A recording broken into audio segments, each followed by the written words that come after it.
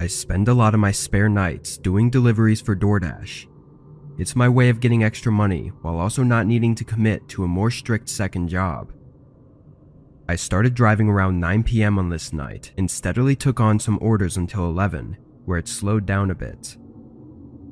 During this time, I just drove around the shopping center that had most of the fast food restaurants people often ordered from, and eventually another order came through. It was a regular order to be delivered about 4 miles away. After getting the food, I started the directions to the address, and it was almost immediately apparent that it wasn't a house. I scrolled in on the map, which only showed streets and buildings, and the address it pointed to was along a street that had no buildings on it. It looked kind of like an empty plot of land, but the DoorDash map was never that great, so I just started driving and decided to at least check it out and maybe call the customer if there was an issue. I drove out, taking just under 20 minutes until I reached the street it was on. This street was very bare, no houses or crossroads, and no cars driving on it. When I got to the end, it became a gravel road, and on the side was a small wooden sign that was too weathered to be legible. I pulled onto the gravel and turned my brights on, and right away I could see something far off down the road. I drove in closer, and as I approached it, my phone dinged to let me know that I'd arrived. In my headlights was a small mobile home, or some kind of RV, and on the door were poorly painted numbers. I looked back at my phone. 2760. It was the address. I got out, holding the food in my hand as I walked up to the RV. Getting closer, it was a bit unsettling to look at. It was overgrown and old, which was strange considering it was a mobile home meant to be moving around. I gave it a knock and waited. This was a rare cash order, which made more sense once I saw the place, but it definitely didn't make me feel good having to stand here. As I looked around, an eerie feeling loomed over me. This place was surrounded by the woods with no lights anywhere. Past the RV, it was complete darkness. I heard something from inside, and I prepared for them to open the door, but then a voice to my right startled me. I looked over and saw a man smiling at me, standing by the corner of the RV. He asked if I had his order, and I nodded, apologizing and walking it over to him. I handed it off and said his total. The man reached into his pocket and pulled out a $5 bill, then smiled again and said he just needed to grab the rest. He turned and walked back around the RV while I stayed where I was. This whole interaction in writing doesn't seem as off as it was in person, but I can tell you there was something very wrong about this guy. It was just something about the way he acted and said everything that gave me chills. I waited for a minute or so before getting more nervous and looking around the corner to see where he went. In the distance, I saw a figure standing by what looked like the dark outline of a shed.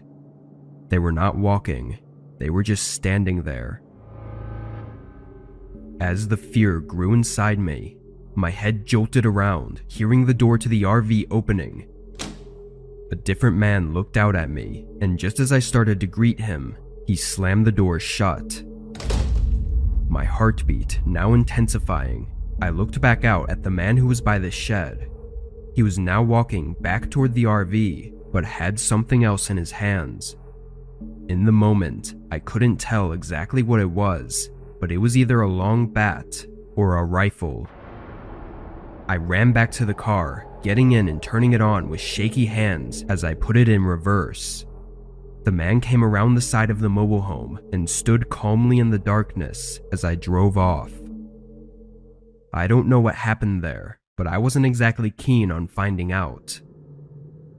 I went straight home afterwards and debated calling 911, but was caught up on the fact that I didn't actually know what was going on. In the end, I made the regretful decision not to notify the police. Whatever happened that night will remain as just the strange encounter it was, with no answers to the true nature of it. I work at a 24-hour drive-thru restaurant, and this had happened only a few weeks ago. I'm a crew manager, but for the most part, I just do the same things everyone else does, which is cook and take orders. For overnight hours, we always have at least 2 people, one being a manager and the other usually being a cook. On this night, the cook had called in sick, and when I called the others to see if they could cover his shift, none of them said they could. So by 12 a.m., I was the only worker there. Now usually the restaurant doesn't get busy overnight, and more employees come in at 4 a.m., so it wasn't an entire shift alone, but it still meant that for 4 hours, I had to do everything myself. I left my headset on in case someone came to the drive-thru, then started working on the tasks I had for the night. I started by scraping and cleaning the stovetops, but a few minutes in, I was interrupted by a banging sound from the front of the restaurant. I walked down and looked over the counter, seeing a man standing at the front door and banging on it. Then he pressed his face against the glass and looked inside, scanning the whole room before his eyes set on me. I walked over to the door as he stared at me, and when I got closer, he backed up and waited like he thought I was going to open it. I yelled through the glass that our dine-in area was closed and that he needed to use the drive-thru if he wanted to order something. He looked confused, so I yelled again that the doors were locked and he had to use the drive-thru. He showed no response that time, not giving me any idea whether he understood me or not, so I just turned around and walked back to the kitchen. I figured he'd have to get the hint at some point that the doors weren't opening. I continued working on the stovetops, spending at least 15 to 20 minutes on them. Throughout this time, I had gone once to check the front to see if the man had left, and from what I could see, he was gone. The whole parking lot was empty, and the man was not at the door. But it was a couple minutes after finishing with the stoves that I got an alert from my headset that someone was in the drive-thru. I turned on my mic and asked for their order while walking to the window, but nobody said anything. When I got to the window, I immediately saw on the camera that there wasn't a car out there. I looked around the screen and didn't see any movement either, so I ignored it and started walking back. But as I got to the back room, I slowed to a stop when I thought I heard something. I stood in place and listened as footsteps slowly walked above me on the roof of the building. They were careful steps, not making much sound aside from the roof creaking, but I had no doubt that there was someone up there.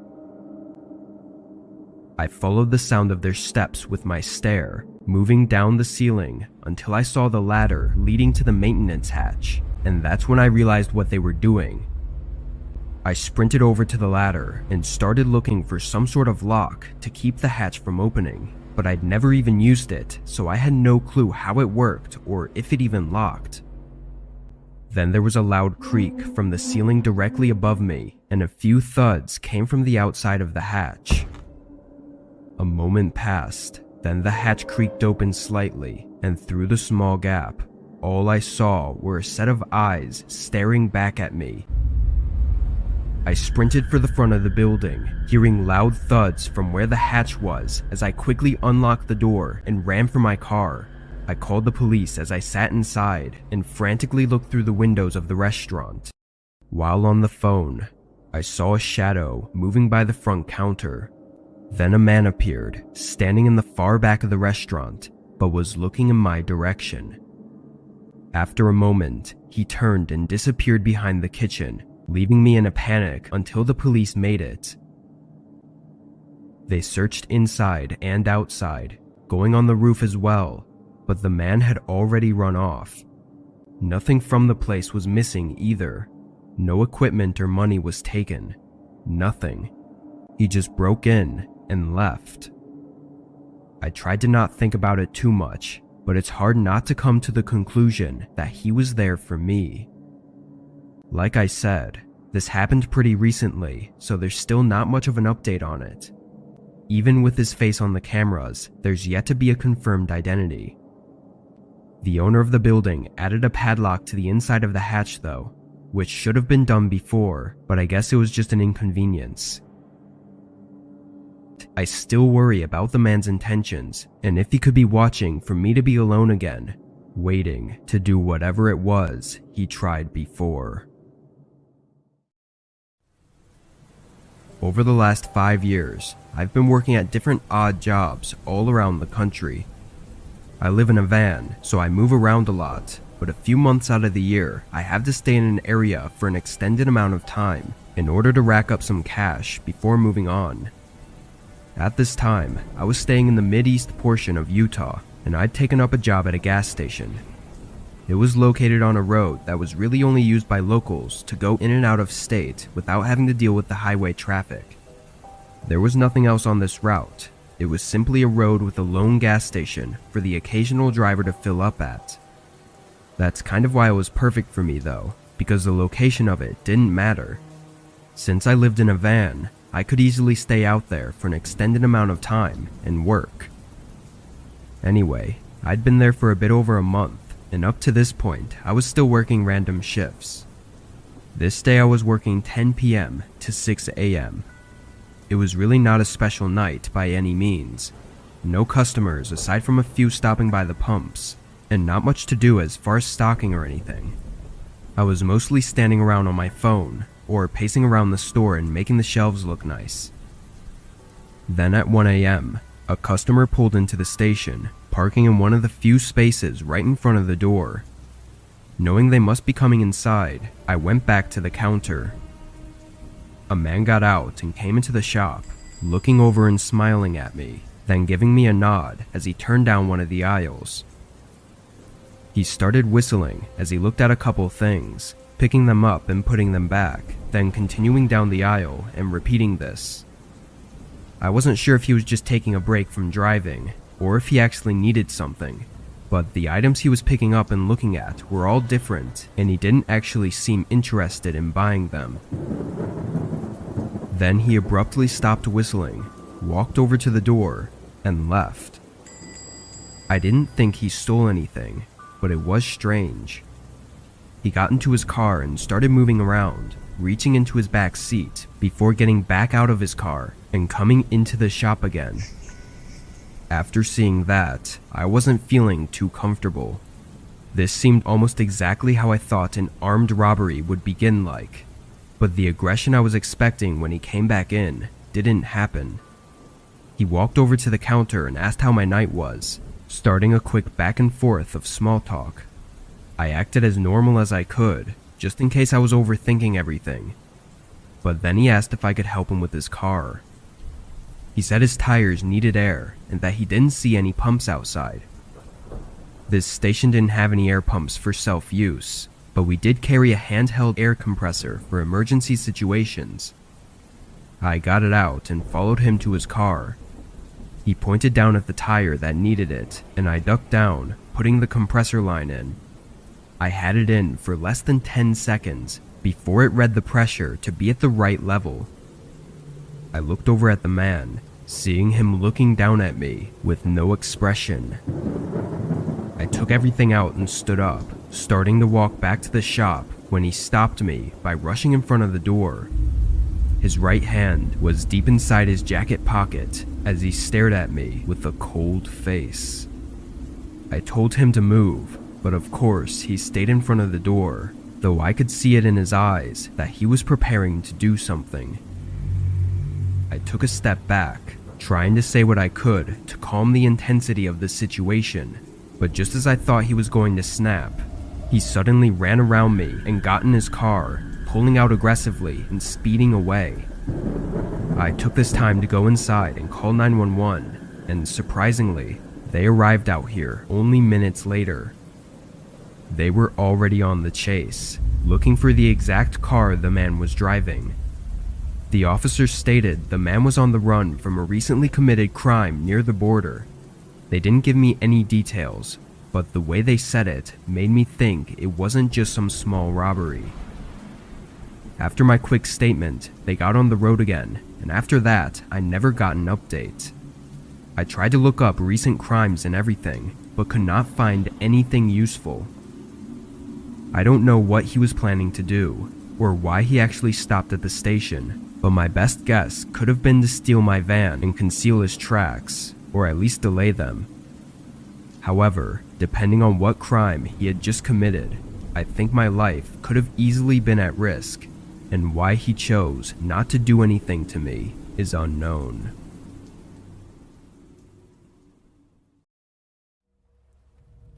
I'm a teacher, and this is something that happened a couple of years ago. It was during my 4th year teaching at the high school that I still currently teach at.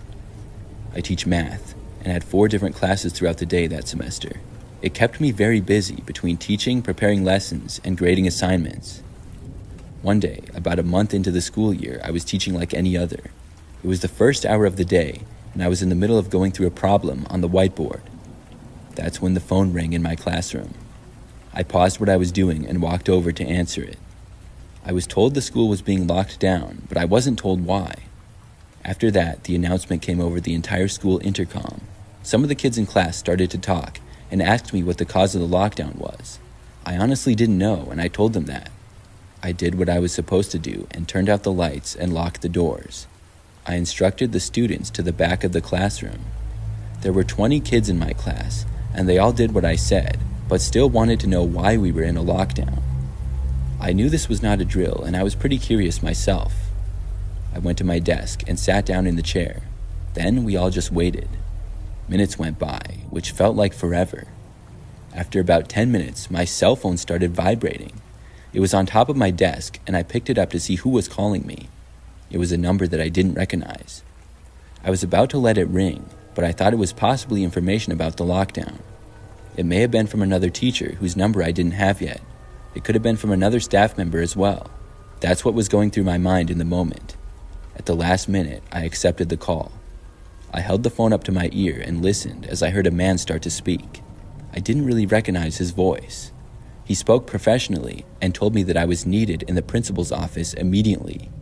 I asked why, and I was told that it would be discussed when I got there. I was very confused. I said I couldn't leave my class, and I was told that I needed to go anyways. Then he hung up.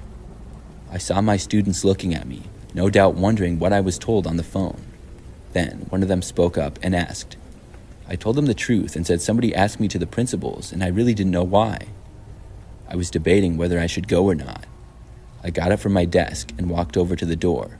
Then I looked out the window and into the hallway. It was very empty.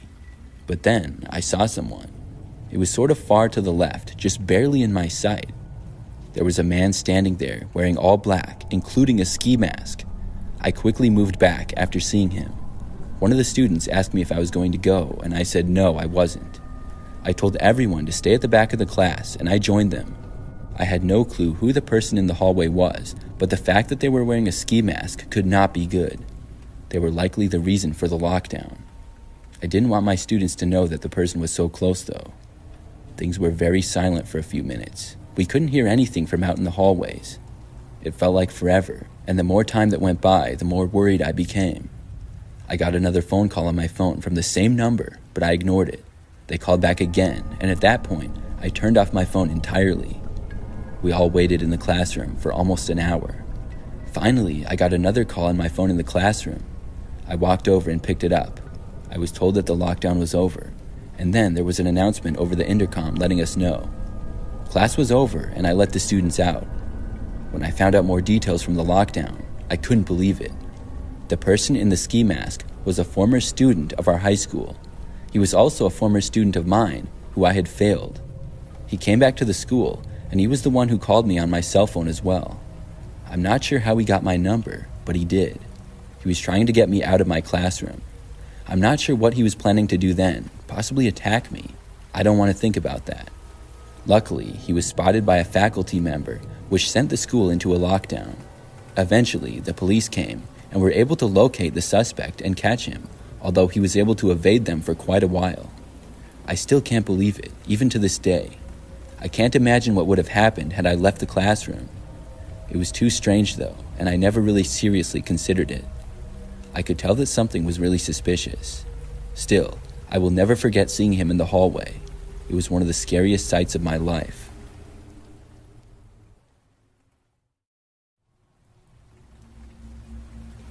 This happened when I was in high school. For some detail, I'm a female and was a junior at the time this took place. I used to walk to school and back every day because I lived pretty close to the school. So it would usually take me around 10 to 15 minutes to walk there, and I would take sidewalks basically the entire way. One morning, I left when I usually did at about 7:30 a.m. because school started at 7:50. After walking out the front door and leaving my house with my backpack, I saw a car on the side of the street. It was right in front of the sidewalk where I would walk past.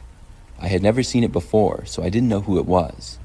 I planned to just go right past it, but when I did, I saw the passenger side window rolling down. Somebody said something, and I looked over. The car was an older dark gray BMW, and the driver was a young-looking guy, but seemed to be a little bit older than me. He then asked me if I needed a ride to school. I had never seen this guy before, and didn't think that he even went to my school. He told me his name was, I think, Ryan, but I can't remember exactly. He said which school he went to, which happened to be a school in the next city over. Then he said that he was good friends with Erica, who happened to be one of my best friends. Apparently, he was going to pick her up, and she asked him to pick me up as well and give us both rides to school. I said no thanks. I had never heard Erica talk about this guy before, and it just seemed really weird. The guy asked me why not, and I said maybe some other time. I wanted to confirm with Erica if she knew this guy at all. I figured there was a chance that she was friends with him, but she hadn't said anything to me about this. Obviously, it was a little bit suspicious. The guy seemed disappointed, but ultimately said okay. I kept walking down the street as he pulled away in his car and drove past me. But right when he got past me, he stopped his car on the road. He rolled down his window again and said, "Last chance."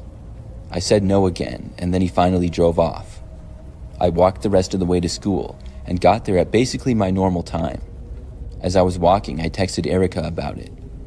In that semester of high school, my first hour class was English. By the time I got to class, I had gotten a response from Erica.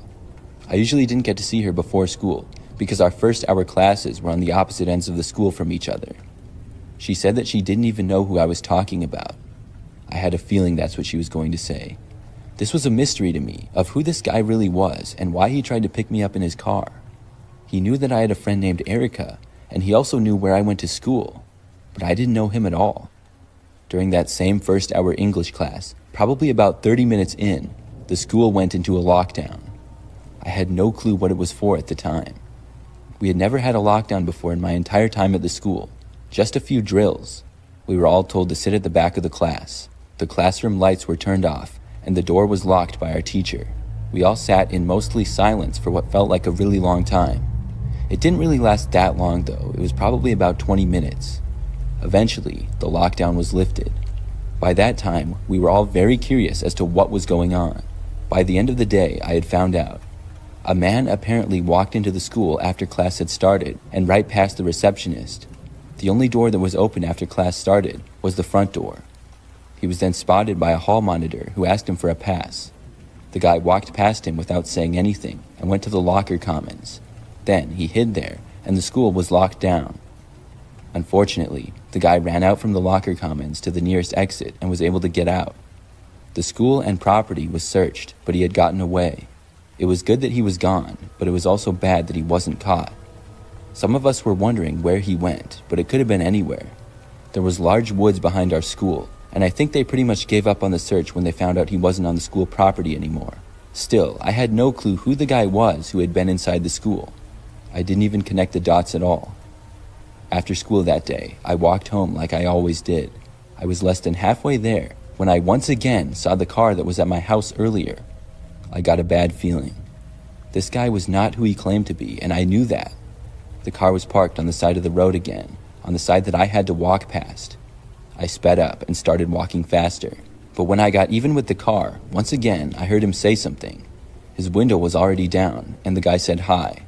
I looked over and said hi, all while continuing to walk. He then told me to stop. I didn't and ignored him. Then he said, "You know I was in your school earlier." I stopped and couldn't believe what I was hearing. He then started to laugh, and it was really creepy. He basically bragged about how they had locked the school down, and he managed to escape. As he was saying this, he opened his car door and got out. I walked even faster until the guy started to run. Then, at that point, I had to start running too. Unfortunately, it seemed as though he was a little bit faster than I was.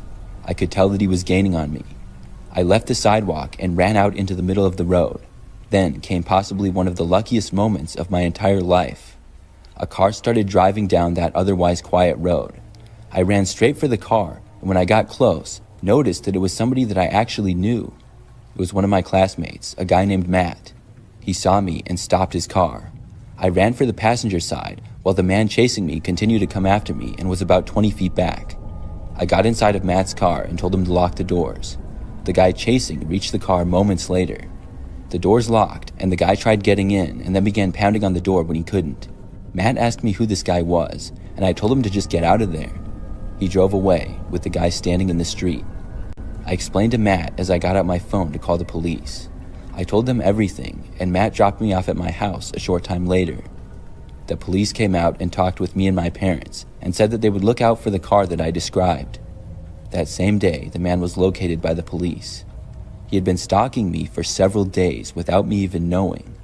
I'm not sure exactly why he went into our school. Maybe he was waiting for me to get back to my locker. He could have honestly passed for a student because he looked young, but he was actually in his mid-20s and not a student at all. This was years ago now, but I still remember it all the time. I'm really glad Matt was driving by when he did. I don't know what would have happened to me if not.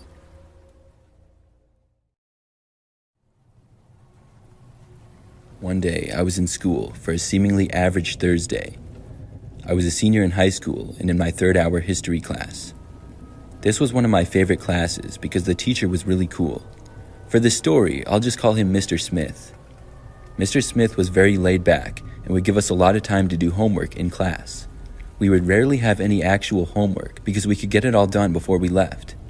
He would teach for a bit in the beginning, and then the end of class would pretty much be like study hall. We could talk and get work done. He would even let us go on our phones or listen to music as we worked. So on this day, it was a normal class period. I often had my headphones in as I studied, and I did on this day. We were working on our assignment, and I got done early. I would joke around with Mr. Smith sometimes, as did other students. I remember that I went up to him to turn in my assignment, and he asked me if I wanted to do him a favor. He said that he had to give back some iPads to another teacher. We had used them the previous day for a group assignment thing. There were about 10 iPads in this carrying case. I was happy to do this because it was something to do to get out of class. He wrote me a pass and I took the iPad case. It was supposed to go to a teacher's classroom that was a little ways away. I left the classroom with my headphones still in and I unpaused my music. Then I started walking through the empty hallways to the other teacher's classroom.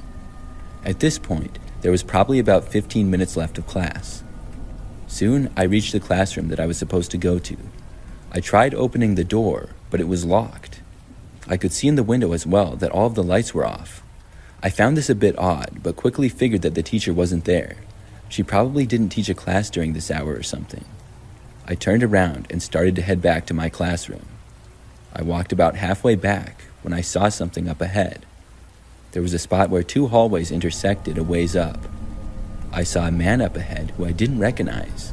He clearly wasn't a teacher, and I didn't think he worked at the school either. It struck me as suspicious right away. I only saw him for about a second or two because he passed by one hallway and into the other. He didn't look in my direction at all. The problem was that he was walking in the direction that my classroom was in. I kept walking up ahead, and when I got to where the man had walked past, I stopped and looked down the hallway first. When I did, I saw the guy again. He was a long ways down, near where my classroom was. It appeared as though he was looking for something. I didn't want to go down there, and I started walking in the opposite direction. I took out my headphones at that point. Everything was silent. I didn't really know where I was going anymore, and I was trying to figure out what exactly was going on. After walking around the empty hallways for like 5 minutes, I thought maybe the man was gone by then, and I started heading back for my class. When I got back to the hallway where I had last seen him, he was gone. I was just glad to see this, and I started walking down the hallway for my class. Just a few steps later, though, I heard footsteps coming from behind me and around the corner. They were going towards me, and there were some bathrooms right there, so I just went inside. I didn't know who the person was, but I really didn't want them to see me. By now, I figured that they weren't supposed to be in the school. After going inside of the bathroom, at first, I just waited inside. But when the footsteps got closer, I moved into one of the stalls. The guy passed by and did not go inside. I waited a little while longer before looking out of the bathroom. When I did, I saw that the person was a ways down the hallway, once again near where my class was. I left the bathroom and quickly tried to walk to the other hallway, away from this guy. I must have been loud or something when I did, because as I was walking, I heard movement behind me. I looked and saw the guy looking right at me. He turned and started walking in my direction. The guy was really far behind me, at least over 100 feet.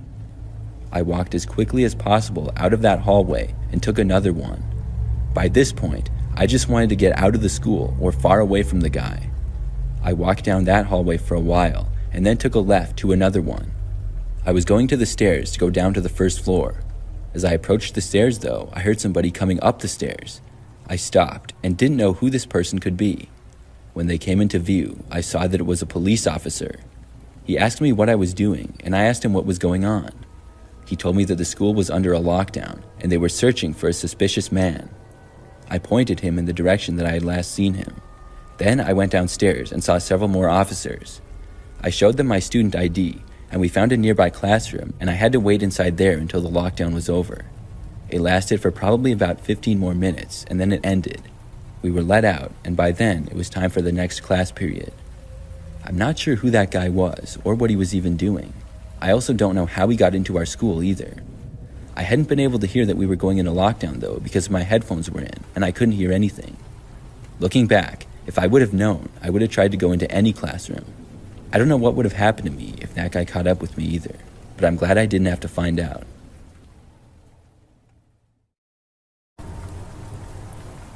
Alright, so picture this. I'm called in as a substitute teacher for a class that missed out on a field trip. The regular teacher and most of the students were out on the field trip, while I was left in charge of 4 students who didn't have their parent permission slips signed. To set the scene, I had just finished subbing for another class. Afterwards, I was asked to sub for this class, and the instructions were pretty straightforward. Play a Mythbusters video for the students, and hand out worksheets to keep them occupied. Sounds easy, right? Well, here's where things took an unexpected turn. Barely a few minutes into class with the video playing, the Fab Four, who seemed to be inseparable buddies, all raised their hands and requested to go to the bathroom. Now, being the laid-back sub that I am, I granted their wish, with a friendly reminder to return soon so we could finish the video together. They nodded eagerly, promising to be back in a jiffy, and headed out to the hallway as I paused the video. As I waited for them to return, a couple of minutes went by. Then, I heard a noise come over the intercom. There was an announcement that the school was now going into lockdown, and this was not a drill. This put me in a little bit of an odd situation. Panic started to settle in as I realized that these 4 kids were nowhere to be seen. Should I go out and search for them? Or should I stick to the lockdown protocols and secure the classroom by locking the doors and turning off the lights? I figured my students should be back any second, and I stood there in my classroom doorway for about another minute or so. In a moment of concern for their well-being, I chose to go find them. I figured they must be hanging out in the nearest bathroom, right? Easy to find, or so I thought. I hurriedly made my way to the hallway, fueled by a mix of worry and determination. I walked to the bathroom as quickly as I could, and I got winded because I'm severely not in shape like I used to be, and I pushed open the bathroom door and knocked. I was hoping to find them and usher them back to the classroom. "Hey guys, we're on lockdown. You need to come back to the classroom," I called out, my voice echoing through the empty bathroom. But to my surprise, there was no response, not a peep. As confusion grew, I cautiously pushed the bathroom door open wider, half expecting them to jump out. But that wasn't the case. The bathroom was empty. Not a single person in sight. My heart sank. Where on earth did these students go? I couldn't dwell on it for long though, because my priority was to get back to my classroom. If the students had wandered off, then that was their fault. They would likely be found by another faculty member. With a mix of anxiety and haste, I retraced my steps, making my way back to the classroom that I was in charge of. I went inside and remained by the door. 10 long minutes went by, which felt like a whole hour, and still there was no sign of my students. Just when I was about to lose my cool from all the suspense, I heard this weird noise coming from inside the classroom. I quickly scanned the room, hoping to figure out where it was coming from, but there was nothing there, just an empty and super quiet classroom. I tried to tell myself it was just my mind playing tricks on me, but then I heard it again. This time, My eyes locked onto this person crouched behind a desk at the back of the room. I cautiously approached, my voice trembling when I asked, "Who's there?" I was praying it was just a student playing an elaborate prank, but to my dismay, the figure that rose up from beyond the desk was no student. It was a man, a complete stranger, and certainly not a student. I freaked out and sprinted out of the classroom immediately, desperate to find help. Now, as a grown adult, you're probably wondering why I bolted and didn't stay in the room and fight him. Well, like I said, I'm not as young as I used to be, and I'm not in shape, so the odds of me winning a fight protecting myself are like 4 out of 10. I pounded on the door of the nearest classroom, and thankfully, the teacher opened the door. Their expression quickly turned to concern as they listened to my explanation of what had happened. Without wasting a second, they dialed the school principal and alerted her about the new situation. Soon enough, the school became filled with activity as police officers were everywhere in the hallways. It turned out that the stranger I had encountered was the very person the school had been locked down for. He must have snuck into my classroom when I was down the hall looking for my students. This realization made my mind go black as I thought about all the possibilities that could have happened if I didn't run away from my classroom. It turned out that the missing students had taken refuge in another teacher's classroom. Nobody had thought to inform me though. Rumors began to circulate that this intruder had ulterior motives, with whispers of him searching for someone specific or possibly carrying a weapon. The details remained vague, and the school kept the information tightly under wraps. Looking back on that day, I'm just grateful that everybody was okay. After that crazy incident, I needed some serious time off. When I finally went back to teaching, I had a whole new perspective. I will certainly never forget that day. This happened when I was 15 years old and a sophomore in high school. I was hanging out with a couple of friends before school started. We were just standing around talking about dumb stuff that 15-year-olds do. Soon, the warning bell rang and we had to go our separate ways to attend our classes. I took my time heading to my class because my teacher, Coach Thompson, was pretty laid back and didn't mind if I was a bit late. He usually started class a few minutes late anyways because he was also a sports coach and was always busy with that stuff. As I made my way to class, the school bell rang again. School was now starting and I would be late, but I didn't think much of it and kept walking. The hallways were now empty. The intercom came back on and there was an announcement that the school was going under a lockdown. I couldn't understand why. I was pretty confused. Everything seemed fine to me. I kept walking towards my classroom, thinking it might be a false alarm or a drill. When I entered the hallway where my classroom was located, I stopped and froze. At the far end of the hallway, there was a large man wearing a ski mask and all black. He also had combat boots on and a huge black duffel bag around his shoulder. It took me a few seconds to process what was happening. The man in the ski mask hadn't noticed me yet, but then he turned his head and looked in my direction.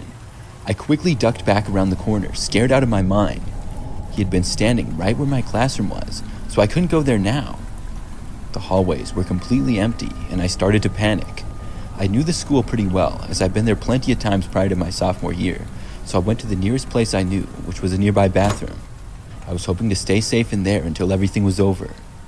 I sat in a bathroom stall, trying to listen for any sounds, praying that the man wouldn't come inside. During the time in there, I was terrified, and I didn't dare make a noise. I stayed in the bathroom, trying to calm myself down from hyperventilating. For maybe around 30 minutes, I was in there. It was completely quiet, and I couldn't hear much. But at one point, I did hear footsteps, and it really freaked me out. I really don't know who it was, but luckily, they moved past where I was, and then things went back to being silent. I just hoped whoever that guy I had seen was would not enter the bathroom. Finally, I decided that I would leave. I hadn't heard anything in the longest time. I thought it might be safer to get out of there, and I stepped out. When I did, I noticed the hallways were still empty and quiet. The lockdown was still in effect, and I had no idea what was happening. I cautiously started speed walking back towards my classroom, and I was very careful, looking all around. I had made it about halfway back when I suddenly heard a noise that made me freeze. It was the sound of footsteps getting closer from the next hallway around the corner. It was happening all over again. I could feel the sinking feeling of the fear and the shock once more. I quickly turned around and went back down another hallway, trying to avoid whoever was coming my way. I glanced back for a split second and saw the man in the ski mask starting to come around the corner. In this point in time, I swear I could have ran a 4.3 flat in the 40-yard dash. For once in my life, I was genuinely running for my life, and nothing else mattered besides that. It was a weird feeling. I didn't care about anything, Not girls I had crushes on, not my homework, not even my job. All I cared about was staying alive for myself. I kept on running. Eventually, I stopped, unable to hear the man behind me anymore. I gathered myself and started walking towards the exit, hoping to find a way out. When I reached the exit, relief flooded over me as I saw multiple police officers outside the school. I ran for the door, and when they saw me, they waved me over. I was able to leave and breathe a sigh of relief. The man inside the school was later caught, but we never found out what his intentions were. The memory of that day haunted me, and my parents ended up putting me in therapy to help me out. No 15-year-old or anybody should have to experience anything like that. It's been about 7 years now, and I'm way better. We returned to our normal routines at school shortly after, and our school had a 24-hour cop for the next year. That made everyone feel a lot safer. I'm happy nobody got hurt, and I was able to make it out alive. I wouldn't wish that experience upon my worst enemy.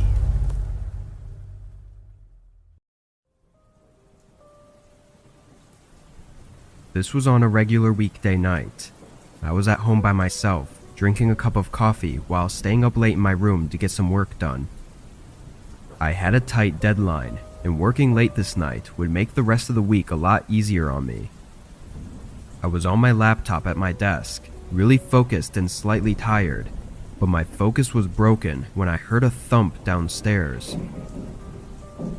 I looked over at the doorway to my room where the sound echoed from, but remembered that it was raining outside and that the sound was probably just the house creaking in the rain and wind. I continued working, only to be interrupted again a moment later by another thump. I got up and walked to the bottom of the steps. All the lights were off, but I waited for the sound to come again so I could try and locate where it was, just to make sure it wasn't anything serious. I was still tired and had no reason to believe this was anything other than the house making sounds, and after a minute of waiting, I went back upstairs. Waiting around for something that was likely nothing was just a waste of my time, which I wanted to be spending on work so that I could get to bed. I went back to my laptop and worked for another hour and a half, not hearing any more sounds from downstairs, aside from a few small creaks every once in a while.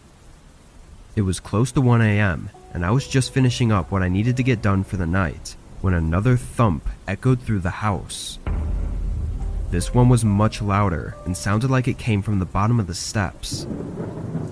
I got up and rushed over to the stairs, a little more concerned now, but nothing was down there. I went down a few steps and looked over the railing, but the house was now just as quiet and empty as ever. The rain was still coming down, but this seemed to be far too loud and frequent than anything rain could be causing. After waiting again though, I got impatient and went back to my room. I had no idea what was going on, but I still couldn't see how it could be anything more than the house creaking. I sat back down at my desk, and it was almost right away that another thump rang through the house, this time sounding from right in the hall outside my room. I looked over at the half-open doorway, and not even a second later, a figure walked past it down the hall. My heart stopped for a moment as I felt a wave of shock run through me. I heard them walk into one of the spare bedrooms, and figuring they had to know I was home already, I ran up to my door and locked it shut. The footsteps stopped instantly, then began quickly going back into the hallway and right up to my door. I backed up and tried to find anything to use as a weapon. In this moment, I probably could have called 911, but I think I was too worried of something happening before they would have time to arrive. I picked up a pair of scissors from my desk as the man banged on the other side of the door. He then started to what I think was kicking it, because it sounded as if the door could snap out of the frame at any second. But then he stopped. I heard heavy breathing from against the door, then footsteps going down the stairs. I got my phone from my desk and called 911 as their steps started making their way through the downstairs hallways. A door closed, I think it was the back door, and then the house was silent. Police actually came really quick, getting to my house in just 2 or 3 minutes, and I almost had another scare when I heard footsteps sprinting out of the house. I think by closing the door, he was trying to trick me into thinking he left, which kind of worked, but I was still too scared to go downstairs without the police being there. Anyway, I ran out and got the police, but whoever that man was had already run off, and even with more cars patrolling the neighborhood, they never found him. There's so many questions to it that will haunt me for the rest of my life probably, especially since he's out there right now and could be stalking me or waiting for another time to break in. His intent is not clear, but the investigators seem to think he had broken into the house in the morning, possibly while I was out of the house. It's likely he was waiting for me to go to sleep before doing whatever it was he planned, but if he had been hiding for several hours, I don't think it would have been just to steal a few things.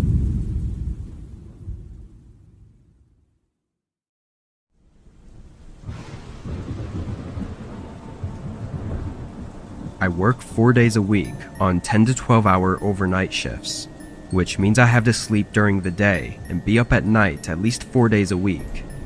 However, switching up my sleep schedule on my days off usually causes me to get much worse sleep and just feel tired, so I started sticking to the same schedule all week. I'd usually get in bed around noon and wake up at 8 p.m.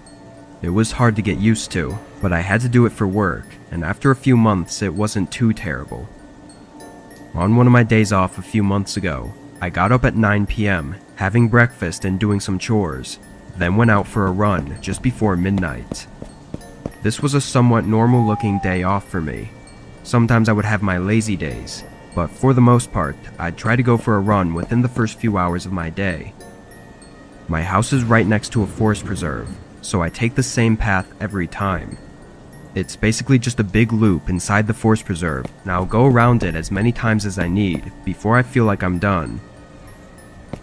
I started going along this trail, looping around 2 full times before a man appeared on the path. When I first noticed him, he was too far down to see well, but it looked like he was just walking. As I started to get closer though, I realized he wasn't moving. He was wearing a dark sweatshirt and baggy pants, facing my direction as I approached him. When I passed by, he slowly moved his head to follow, like he was watching me. I looked back and saw him still standing there. It creeped me out and had me thinking for a couple minutes, but when I looped around again, he was gone. I don't know if maybe he took a shortcut through the woods. The exit was on the opposite side from where he was standing though, and he definitely didn't pass me on the path.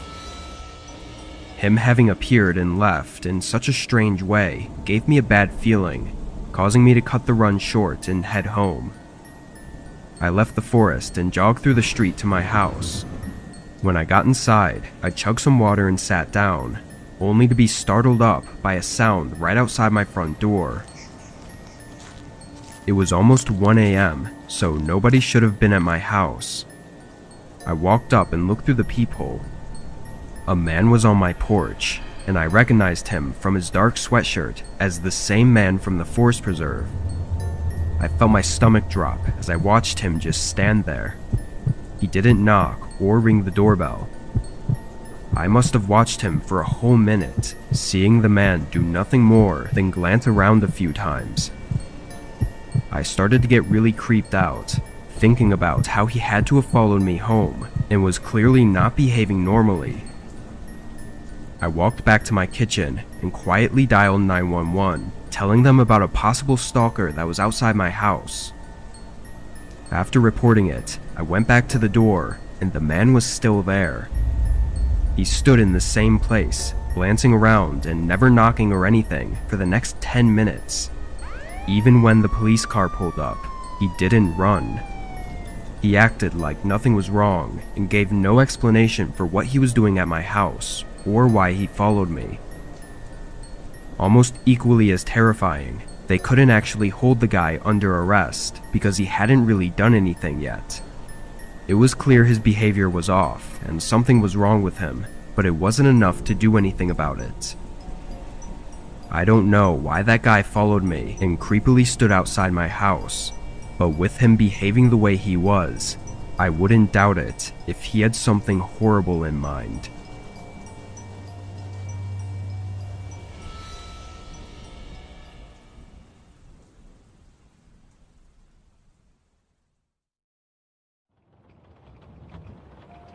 I was on a road trip coming back from my vacation. The drive home was long, about 16 hours, but I was determined to make it in one go without having to buy a room at a hotel. As the sun started to set though, my eyes were getting really heavy. I forced myself to stay awake by snacking on some food I brought with, but that only lasted so long, and I knew I'd eventually need a break. At least just a nap for an hour or something, but maybe even to cut my losses and sleep until morning. The road was empty though. There were no towns or anything in sight that I could stop at. I zoomed out on the map and tried to see what places were coming up, but the only close town was an hour away. I really wasn't sure if I could safely make it there, and after a couple more minutes, I knew I couldn't. I saw a sign for a gas station half a mile down and turned off the highway. The gas station was the only building on this exit, sitting at the corner of an intersection with two deserted roads leading to what seemed to be nowhere. Pulling into the parking lot, I also noticed that the main building had all its lights off. The actual gas portion was still lit and looked like it was still usable, but I guess they don't have any workers there overnight, which made me a lot less comfortable. I parked right on the side and spent the next 5 minutes keeping an eye out and making sure this place was safe. From what it looked, nobody came here. No cars came in for gas, and not a single car even passed by on the road. It was an eerie place to be, that I won't argue with, but I didn't necessarily feel unsafe because nobody was here. I leaned my seat all the way back, turned off my car, and fell asleep. I don't remember checking the time before I fell asleep, but when I opened my eyes, it was 2 a.m. I was in that foggy state of waking up, unsure why my eyes opened, until I heard a clanking sound from outside. I turned my head toward the main part of the gas station. There was a man standing behind one of the pumps. I could see him moving around and messing with something, but the pump was blocking most of my view. What I didn't see, though, was his car. Not in the parking section or by the pumps. It was just him. I looked around once more, seeing again that there were absolutely no places within miles of here. The man continued messing with something, then after a minute he turned around and walked away. I lost sight of him as the gas station blocked my view, but it looked like he was going toward the road. After a few minutes, I assumed he was gone for sure, but I still had no idea what he was even doing. It made me a little bit uneasy, but I was too tired to keep thinking about it. I slowly dozed off, but it wasn't for very long before I shot awake to the sound of something against my car. I turned my head and saw a man staring into my car through the window right next to me. My heart almost stopped, listening to them trying to open the doors. I didn't know what to do. The way the man was acting, it almost seemed like he didn't even know I was inside. But he was looking through the window, so unless the glare was too bad to see through, this man had to have some really bad intentions. I stayed quiet, but then the man abruptly turned around and went up to the side of the gas station. He knelt down, picking something up, and I immediately turned on my car and floored it in reverse. The man spun around with what looked like a metal pipe in his hand and stared at me as I drove away. My heart was beating so fast, I was now fully awake, and I stayed that way for the rest of the drive. What that man was trying to do is something I'm happy not to know, but the circumstances of it all were just terrifying. The man clearly had been there before and was doing something with the gas pumps too. It looked like he was only seconds away from smashing my window and getting in, and what would have happened afterwards is unknown.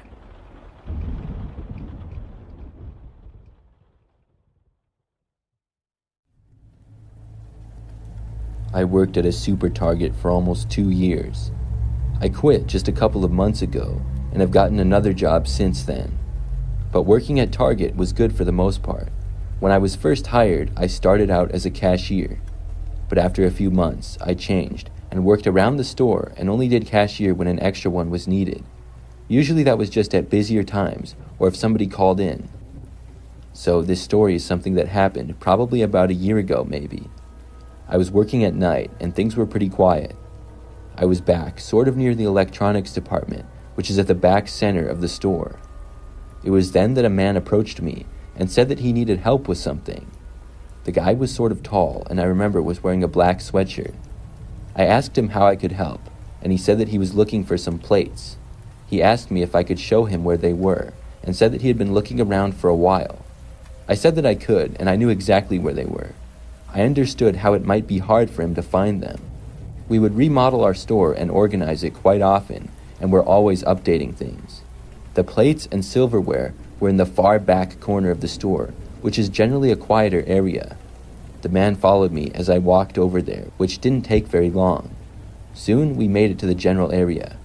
When I was approaching the aisle at the far back corner, I noticed something a little bit strange. There were 3 other men standing around near the plates. Each of them was wearing a ski mask over their heads. I couldn't tell who they were or anything because of this. They were all just standing there, facing me.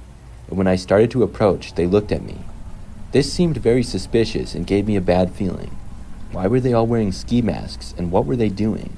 They didn't seem to be looking at anything, but when I came into view, they were suddenly all looking at me. I only saw them for probably 3 or 4 seconds, and then I turned and walked down the very next aisle to get out of there. When I did, I heard the first guy who had been following me say to wait, but I didn't. I just kept walking and got out of that area. I felt better when I was a few aisles away. The guy did not keep following me and I was now by myself. I didn't bother to look back to see if the guys were still there or not.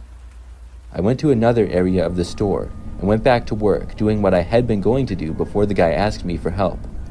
As I was over there, I was wondering what exactly was going on. I still didn't know why those guys were wearing masks. Most people don't just go into a store wearing ski masks unless they're planning to rob the place or something. I looked around as I worked, but I didn't see any of the other guys.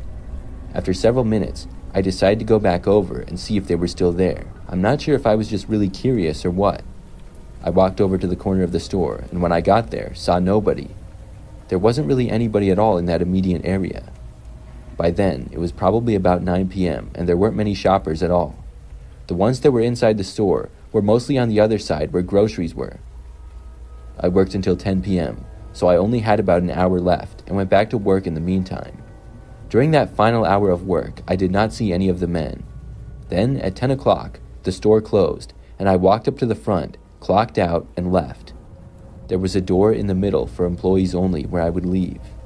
As I left the store and started walking through the parking lot to my vehicle, there were still a decent amount of cars there. Quite a few people worked overnights at Target, and some others hadn't left yet that were still there. But I hadn't even made it that far when I spotted a car with about 4 people in it. I immediately noticed the men wearing masks as the same men who had been inside the store earlier. The car was a ways away, but I saw the people inside turn and look at me as I approached. I turned right back around when I saw this and walked for the employee door that I had come out of. The employee door was only about 20 feet away, and when I got back to it, somebody else was leaving.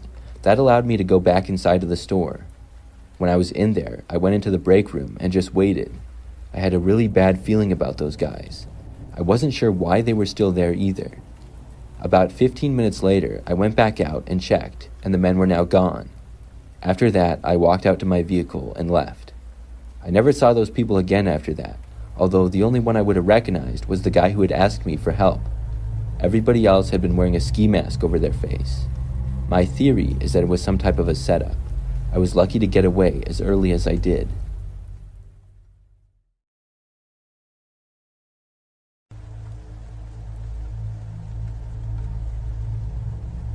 I worked at a Target department store briefly when I was aged 16 to 17.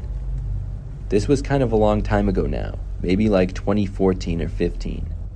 When I got the job, I was a cashier, and I worked there for about 6 months. It was a job that I liked, but wasn't the best job in the world or anything. I would mostly just be up at the check lanes ringing up customers. This occurrence happened probably about 3 months or so after I started working there. Back then, I had recently gotten my own car. It was actually my parents' car, but they let me use it because nobody else really did. I would drive it to and from work from my parents' house, which was almost 10 minutes away. This time, I was working from like 4 p.m. to 9 p.m. or something like that. I don't remember the exact hours, but that was probably pretty close. About an hour or so in, I got a phone call on my cell phone. I had my ringtone set to vibrate so that it wouldn't make noise at work, but I could feel it. I was unable to answer it or even look to see who it was because I was busy. There were several customers in line waiting for me to help them. My phone rang again before I had a chance to look. Finally, when there was a short break in people, maybe 10 minutes later, I looked. It was a number that I did not recognize and figured maybe it was a wrong number or something. I went back to work after that, but whoever it was called me yet again. It seemed pretty odd. As I was busy working, I don't even know how many more times the person called me. It was at least 3 or 4. When it was time for my break, I went in and looked to see who it was. By now it was probably about 7 p.m., and I saw that the same person kept calling me. As I was doing that, they called again. Now that I wasn't working, I answered it.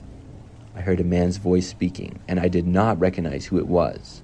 He asked if he was speaking to me, mentioning my name. I said yes, and was surprised. I asked who this was that was calling. The man said that he was waiting for me. He said he knew I was working at Target, and he would be waiting for me when I left by my car. He said he was in the parking lot. I was very worried when I heard this. I didn't know what to say and was speechless for a few moments. The guy then hung up on me. Suddenly, everything changed. It went from a normal shift to very weird and scary. For several minutes, I wasn't sure what to do. I didn't want to go out to my car, and the guy was there. Possibly it was just a joke, but I didn't want to take any chances. I knew that I was parked in the back of the parking lot where it was not well lit. I ended up calling my mom and telling her about the calls that I had received. She told me that she would pick me up, or my dad could. I did not feel safe walking out to my car. I also blocked the number that had been calling me. I went back to work after my break and kept a careful eye out. During the time that I was working, things were not as busy anymore. I was looking all around for anybody looking at me or seeming suspicious in any way. Nothing seemed out of the ordinary, though. When it was 9 o'clock and I got off, my mom and dad called me and said that they were there to pick me up. I was really happy I wouldn't have to go back to my car by myself. I left the Target and went to my parents' car right out front. We drove through the parking lot, and my dad wanted to go past my car. We did, and it was really dark, so we couldn't see much, but there was a car parked just a few spaces from mine, and somebody was inside of it. I couldn't tell any details about them, though. Could that have been the person who had been calling me? We drove away after that. I left my car at the Target for like an hour, and then my dad went and got it. He said that the guy was gone who had been there before. After that experience, the person never bothered me again. I still have lots of questions, though.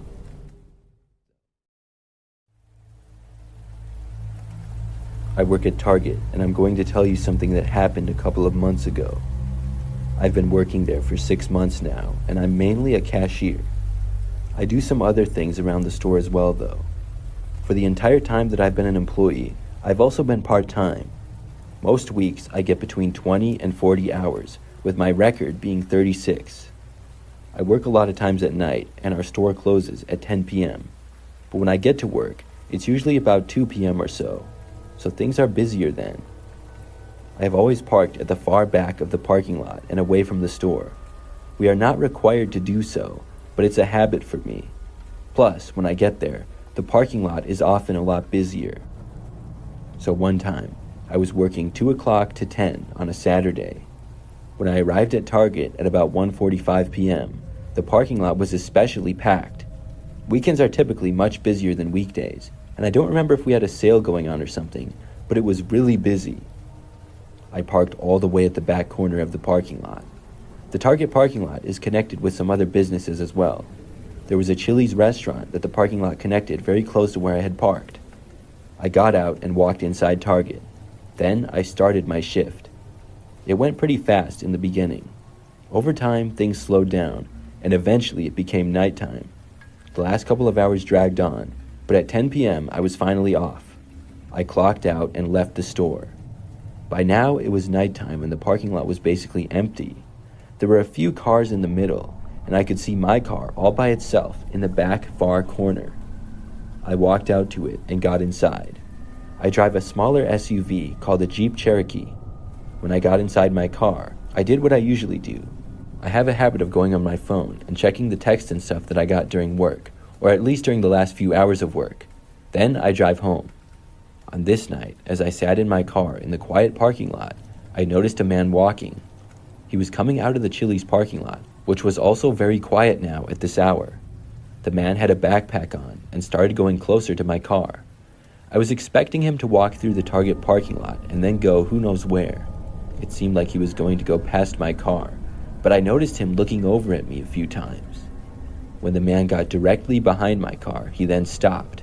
Then he got right up to the back of my window and started looking inside of it. I thought that this was really weird and didn't know what this guy was doing. I wasn't really sure what to do either. I couldn't drive away because he was blocking me. The guy was looking directly into the rear window to my car. I hoped that he would just walk away, but he didn't at first. The guy remained there for a very uncomfortable amount of time. I didn't want to open the window and ask him what he was doing or get out or anything.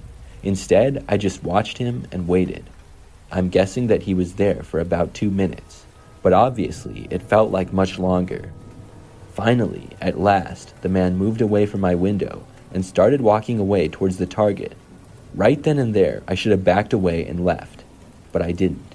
The guy got about 15 feet from my car and then took his backpack off. I'm not really sure why I was still watching him, other than I was just curious.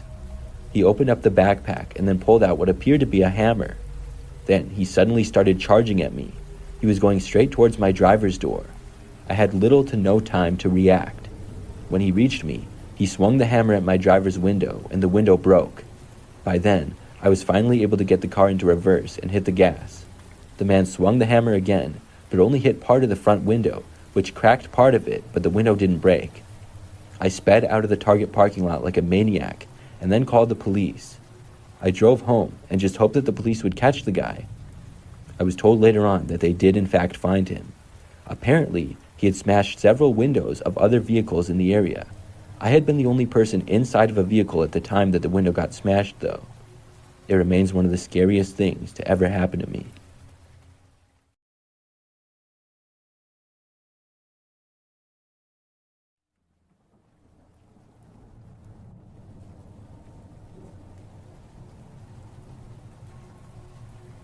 Last week, I went to Target after the gym just to get some milk.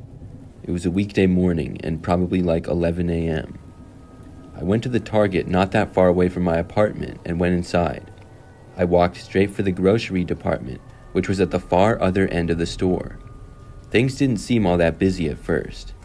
When I got to the groceries, I found the milk, took one, and then walked up to the checkout. When I got near the check lanes, I saw that there was a very long line. I was kind of surprised because the store wasn't even that busy, but there was nothing that I could do. I waited in line and things moved slowly. After probably 5 minutes or so of waiting, finally it was my turn at one of the self-check lanes. It didn't take me long at all to pay for the milk, and then I was on my way and left the store. I walked to my car that was at the back of the parking lot and got inside. It was then that I saw I had a new text message on my phone from a number not familiar to me. I opened it up and saw a picture of myself waiting in line inside Target, taken just minutes earlier. It was taken from near the exit doors and kind of zoomed in. I thought it must be from one of my friends and they were playing a joke on me or something. I had gotten a new phone not that long before this, so it must have been why I didn't recognize the number. I was thinking of which friend it would be that would go there. When I was inside, I definitely hadn't seen anybody that I knew or recognized. I texted back, asking who it was. Whoever had sent me the text responded pretty quickly. So fast that I saw it before I even put my phone down. It said in all caps, "Your stalker." Obviously, this still seemed like a joke to me. I replied something like, LOL, and then I set my phone down to drive home. I went back to my apartment, which is a 4-story building with a large parking lot. When I arrived back, I saw that I had a new text, and I looked at it before getting out of my car. The text said, "No, really." I responded again by asking who this was that was texting me. They responded very quickly once more, but it was a picture. I looked at it and saw that it was of the back of my car. I looked behind me in the parking lot and saw a car parked directly behind me in the other row. I could see somebody in the driver's seat but couldn't make out any details. Whoever it was appeared to be wearing a hat and sunglasses. I didn't recognize them or the car as anybody that I knew though. By now, I was really creeped out and I was afraid to go inside my apartment. Maybe whoever it was would try to follow me inside. I blocked the number and then backed out of my parking space and started driving away. I hadn't noticed the car following me to my apartment at all, but I now noticed it following me out of the parking lot. When I left my apartment complex, I merged onto a busier road. There were lots of cars going both ways. The car behind me followed as I drove a little ways down. I came up to a flashing yellow arrow to turn left, and I got in the left turn lane. Traffic was thick, and cars were coming non-stop, so I was unable to turn immediately. Then, finally, when the light turned to a solid yellow, I had an opportunity to go. But I waited until the very last moment, when the cars were starting to come from the opposite direction. By the time I went, the car behind me couldn't go and was stuck at the light. I was able to get away for a few minutes, and I drove right back to my apartment complex. This time, when I got there, I parked on the other side of the parking lot. Then, I quickly went inside. I didn't even bother to look out the window to the parking lot to see if the person came back. But after that, I didn't receive any more strange texts. I haven't seen them since either.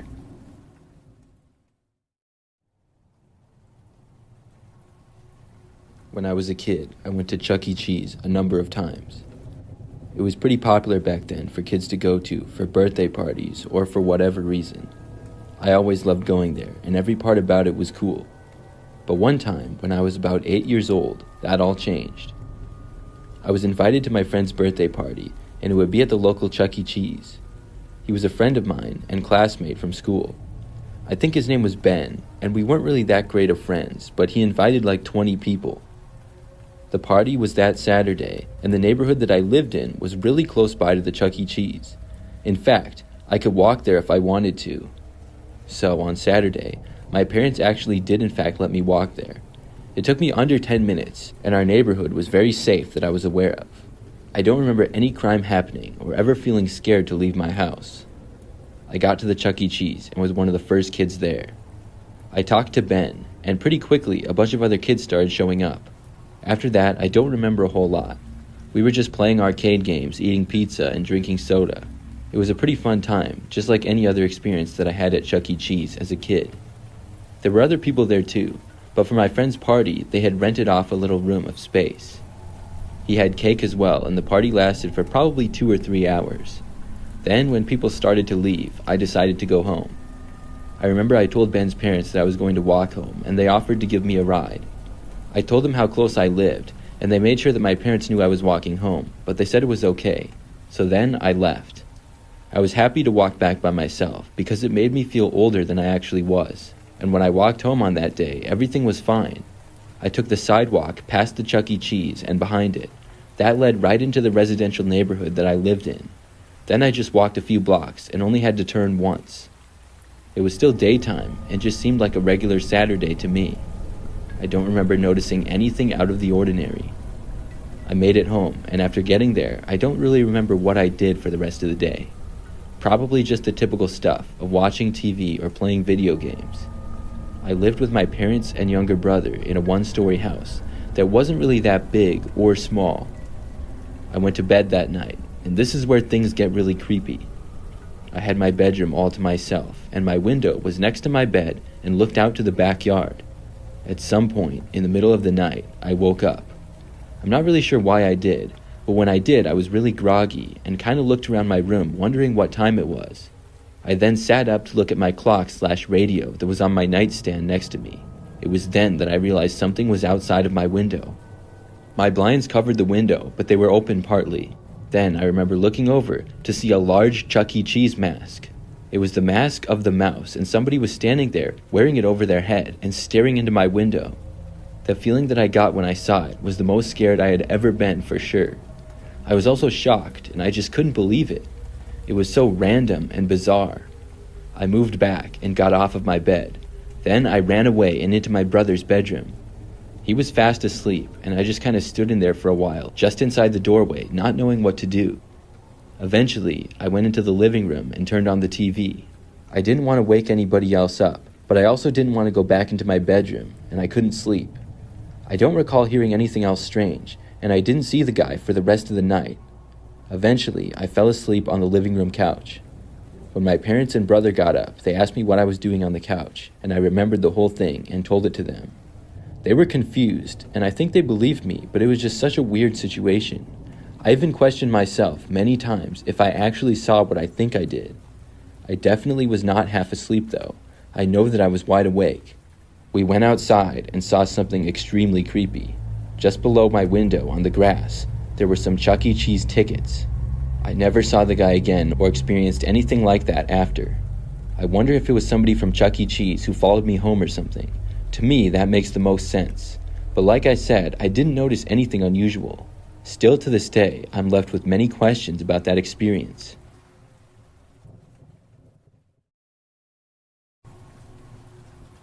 This is something that happened almost 10 years ago now. It was 2015, and at the time, I was a divorced mother of a 10-year-old boy. I enjoyed spending time with my son, and we would do fun things together all the time.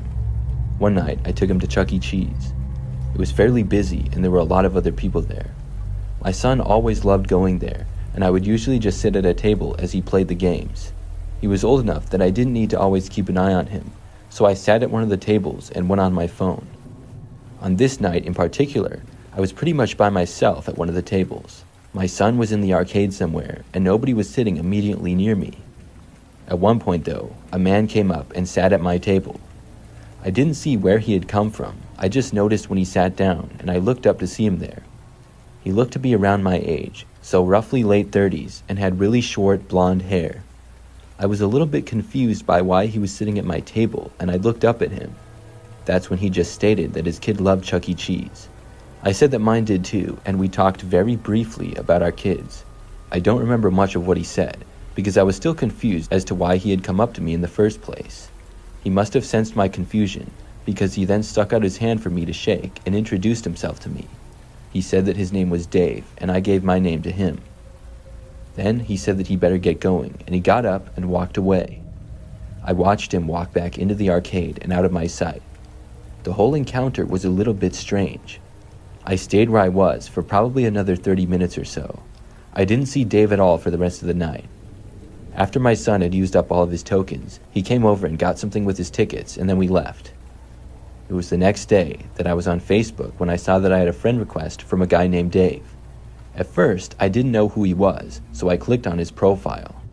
I then realized that it was the same man who had talked to me at Chuck E. Cheese the previous night. This was kind of weird, because I had only given him my first name, and I wasn't really sure how he found me. We didn't have any mutual friends or anything. There wasn't a whole lot on his profile as far as information or pictures either. I don't really know why, but I accepted his friend request. Unless it was obviously a robot or something, I would kind of automatically accept everyone. But that proved to be a mistake, as only about an hour later he started sending me messages. He started out by saying hi and asking what I was doing. I wasn't interested in talking to him, to be honest, and I didn't respond. He kept sending me messages though. By the next day, there was about 10 more unread messages that I had from him. I finally decided to respond and asked him why he was sending me so many messages. He replied saying because I wasn't responding. He then asked me if I wanted to hang out with him, and I told him no thanks, and that's when his mood started to change. He started cursing me out and calling me things that I won't repeat here. I told him that if he didn't stop messaging me, I was going to block him. That's when he said something that really made me worry. He said something like, "Go ahead, I know where you live." It gave me the chills to read it, because based on his behavior, I thought that maybe he did somehow know. He then said that he didn't even have a kid. I blocked him and reported his account for harassment to Facebook. I just hoped that that would be it and I wouldn't have to deal with him anymore. For a few days, I didn't hear from Dave or see him at all. But then, one night, he came to my house. Luckily, my son wasn't home at the time and was at a friend's house. It was probably about 8 or 9 p.m., and I would be leaving to pick up my son soon. There was a knock on my front door to the house, and I knew instantly based on how late it was that it was probably Dave. My heart was racing as I walked over to look out one of the front windows. He knocked on the door again as I saw him standing there. I wasn't going to answer it, but soon he started yelling. I heard him say that he knew I was home and to open up the door. I was thinking that this guy had to have been crazy or something. He started looking around to the windows, and I quickly moved away. I knew that this was grounds to call the police, and I got my phone from the counter and dialed 911. As I was talking to the operator, Dave started yelling something else, but I wasn't paying attention to him. I was told that a police officer was in the area and would head over. I figured they would be there in a couple of minutes, and I started to feel better. Meanwhile, Dave kept knocking on the door. He was clearly angry now, and I heard him yell at me that if I didn't open the door for him, he was going to break in. That's when the relief that I felt went away, and I was just as worried as I had ever been. I still didn't bother to say anything back to Dave, though. Instead, I moved into my hallway and entered the bathroom. Then I closed the door and locked it, and hoped that Dave wouldn't actually try to break in. The bathroom had a small window that faced our backyard. At first, when I was in there, things were quiet now that I was farther away from Dave. I could barely hear the knocking, but then the knocking stopped. Probably about 2 minutes later, I then heard noises coming from the backyard. It sounded like Dave was possibly banging on the kitchen window. This only lasted for a few seconds though, and then it stopped. I didn't hear anything for a few minutes after that. The next thing I knew, I got a call from the police saying that they were there. I left my bathroom and saw several officers outside of my house with flashing lights. They had actually caught Dave, and I was told that he had been hiding in my backyard. I pressed charges against him for harassment and later got a restraining order. I'm happy to say that I've never seen him since then. When I was a kid, one of my classes in school won a field trip to Chuck E. Cheese. I don't remember at all how or why we won it, but I know that we were all very excited. I had only been to Chuck E. Cheese one previous time, and I think I was about 10 years old back then. When it was time for class that day, we all met in the classroom and then walked out to the bus. I remember that it was a great feeling leaving school during a school day to go to Chuck E. Cheese. We rode the bus for about 10 minutes to get there, and then we went inside. This Chuck E. Cheese was located near a strip mall at the local shopping area for our city.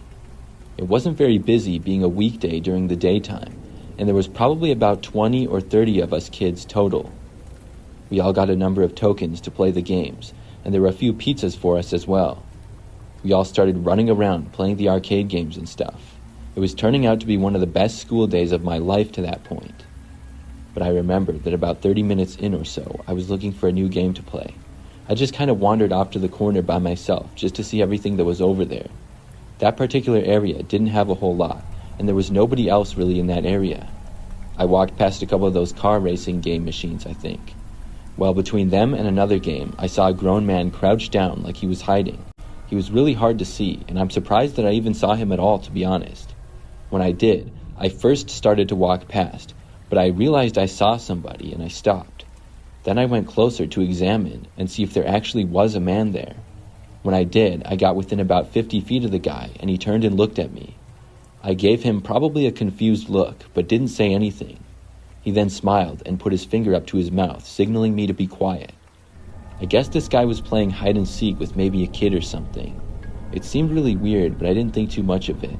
I kind of nodded back to him and then left him alone. I kept moving, trying to decide which game that I would play next. After not finding anything in that corner that I wanted to play, I started to move back over to the other games. But not far from that area, I found a game and started to play it. I was at that game for maybe 5 minutes or so. At one point of being there, I happened to look over to the quiet corner that I had been at before. I don't know why, but I just did. It was near where I had seen the man who had been hiding. But now I saw the guy again. He was standing up and with a girl who was not in my class. She appeared to be younger than me, and at first I figured that she was his daughter. But I noticed that they were walking towards the emergency exit, and the way the guy looked, I just had a bad feeling. Something just wasn't right, and I decided to walk over. I had no plan and didn't know what I was going to do or say. I started walking straight for the guy, and he then saw me. What happened next was really surprising. He had been holding on to the little girl's hand, and then he let her go. Then he walked towards the exit door and left. The girl remained inside, standing there. I guess it wasn't an emergency exit because no kind of alarm or anything went off, but the guy was now gone. I walked over to the girl and asked her if she knew that guy. She didn't say anything to me, but shook her head no. After that, I walked with her back over to my teacher and told her about what had happened. The man was long gone, though. I'm not really sure what else was done, because I went back over to the arcade, and I don't remember a whole lot of details after, but I'm glad that I saw the man both times. Something about him just seemed suspicious from the start. I trusted my instincts, and my instincts were right. When I was a little younger, I worked at a Chuck E. Cheese. It was for a stretch of about a year, back in 2016. The job was pretty average for me. I had worked at a couple of somewhat similar places, like a bowling alley and a restaurant. I was in college, so I was part-time and would not have the most consistent hours. This story takes place on a Thursday night when I was working a later shift until close. At the Chuck E. Cheese that I worked at, we had a break room in the back for employees. It was kind of what you would expect in an average break room. There were a few tables and chairs, and there was a fridge and a vending machine as well. After working a few hours of my shift, it was time for me to take one of my breaks. We didn't have a whole lot of employees working at once, so there would often only be one of us taking breaks at a time. When I got to the break room and walked inside, I sat down at a table. Then I started to just go on my phone like I always did. There was also a little TV in there that was on some random channel at a low volume. But as I sat in there, I thought I heard a noise. I didn't know what it was though, because I was the only person in there. I was looking around, sort of confused. That's when I suddenly saw in the corner, behind the vending machine, somebody was there. I just barely saw part of their body, and only because I leaned my body over a little and looked. As I did this, the person suddenly stood up. It was a man, and I don't know who he was. I remember that he had a beard and kind of messy hair. As he stood up, I was too surprised to say anything at first. But then, I noticed the man was walking towards me. He didn't say anything as he did. The way that he was walking towards me was like he was trying to sneak up on me, but I could see him the whole time. It really creeped me out, and finally, when he was less than 10 feet away, I stood up. I said something like, "What are you doing, man?" The man did not answer me and kept getting closer. I turned and ran out of there as fast as I could. I didn't look back and ran all the way to the front of the building. It was a quiet night, and there weren't too many customers in the arcade or anything. I just wanted to get to the area with the most people, though. I found one of my coworkers and let them know about the guy. We debated whether we should go back to the break room or not. The guy might have been dangerous. After probably a 5-minute discussion, we decided to go back there. I walked back to the break room with my coworker. When we got there, the door was closed. We knocked and let the man know that he had to leave, but we got no answer. My coworker then opened the door against my warning. When we looked inside, though, the man was nowhere to be seen. The entire break room was messed up. Tables were flipped over, chairs were upside down and on top of tables. The fridge was open, and the garbage was tipped over and spilled. He basically trashed the room. We searched it, but he was gone. I guess he must have left after I had run out. We cleaned up the mess, which took about 10 minutes, but in all honesty, I was just glad that the man was gone and he didn't hurt anyone. That was my scariest experience working at Chuck E. Cheese.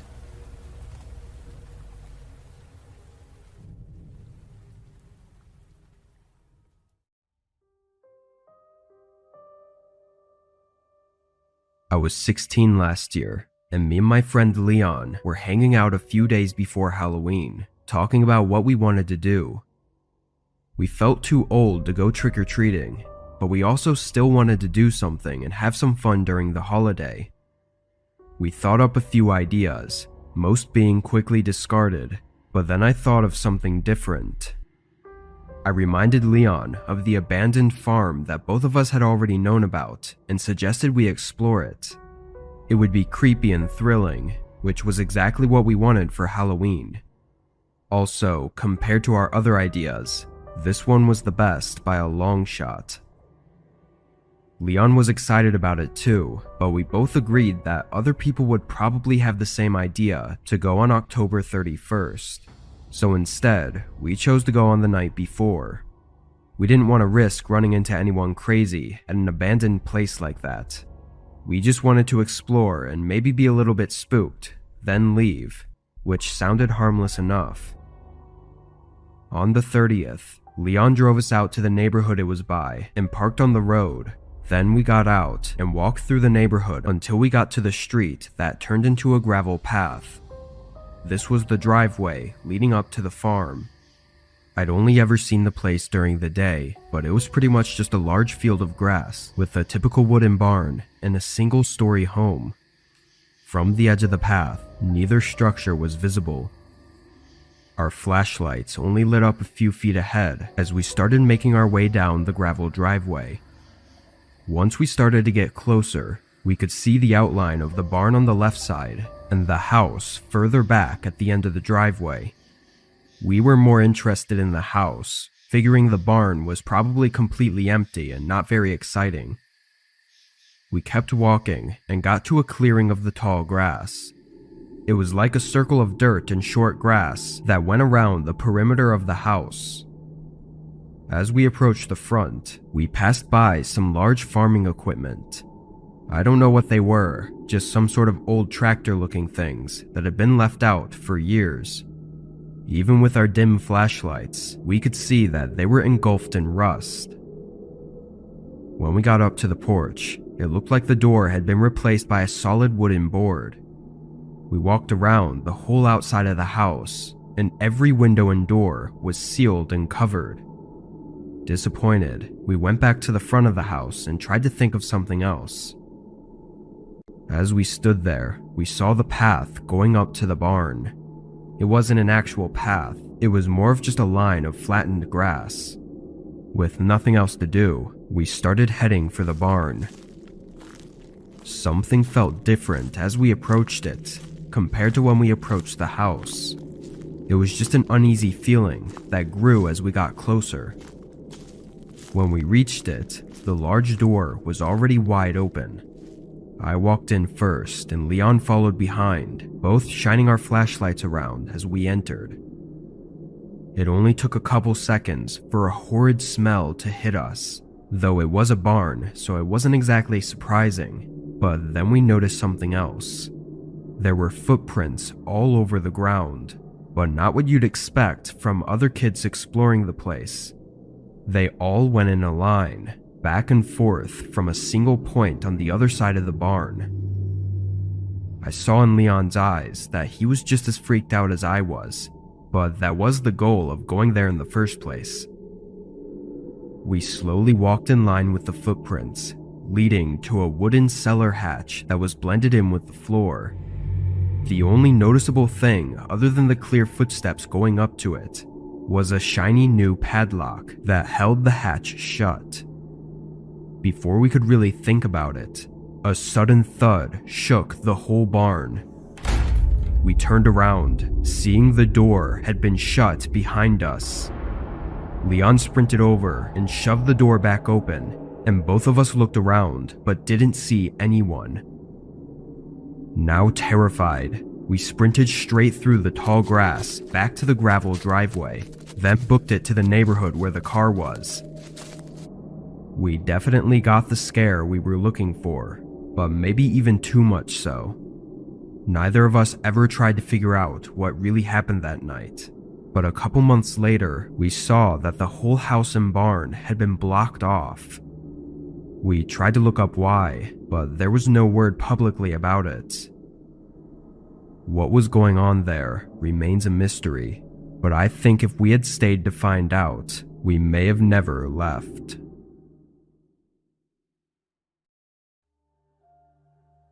It was the fall of 2018 when this happened to me. I was 22, and at the time I was living temporarily on the East Coast, right outside of the Appalachian mountain range. I'll go ahead and admit that I've never been too much of an outdoorsy person and hadn't had any experience in camping or anything, nor was I really that interested in those sorts of activities. However, this was my last year living in probably the best place to do all those outdoor things. Plus, with it being mid-fall and the trees looking pretty and the weather being nice, I figured this was my chance to try it out. I didn't want to go for a huge camping adventure or anything, so I found a simple hiking trail instead that had some good views of the mountains. I prepped a small backpack with water, snacks, and a first aid kit. No cars were there, though it was just a small dirt parking area, so I guess it wasn't as popular as I thought. I parked and started walking. It was calm, and it definitely didn't feel like a path a lot of people would take. It didn't have any noticeable recent shoe prints in the dirt, and was just a fairly small path with trees on either side. As I got further in, the entire path became more densely covered in trees, enough to block out a lot of the sun and make the whole trail shaded. It was actually really nice and cooling, but not hearing or seeing anyone else became more of an unsettling thought the further out I got. Not in a creepy way, but just that I was entirely alone. It wasn't something I was used to. About an hour, or maybe even 2 hours down the trail, I was caught off guard by seeing a man ahead of me. He was sitting on the side, looking like he was just taking a break under one of the trees. As I passed him, I gave a friendly nod and said hi, to which he looked up at me and said nothing. He didn't smile or nod. He just looked at me for a few seconds, and then I looked away. I wasn't sure what to make of it. Maybe he didn't hear me, or maybe I caught him off guard as well, but the strange look without even a slight smile was not giving me a good feeling. I walked a bit faster for the next part of the trail, hoping to put some distance between us. After an hour, I slowed down and made it to the end, which was an overlook of the mountains. The fall colors on the trees made the view way better than it probably would have been any other time of the year, and overall, I was glad to have made the hike. I stared off into the distance for a few minutes, enjoying a view that I almost never got to see, but when I turned around to leave, my heart almost left my body when I saw the man from earlier standing right at the end of the trail.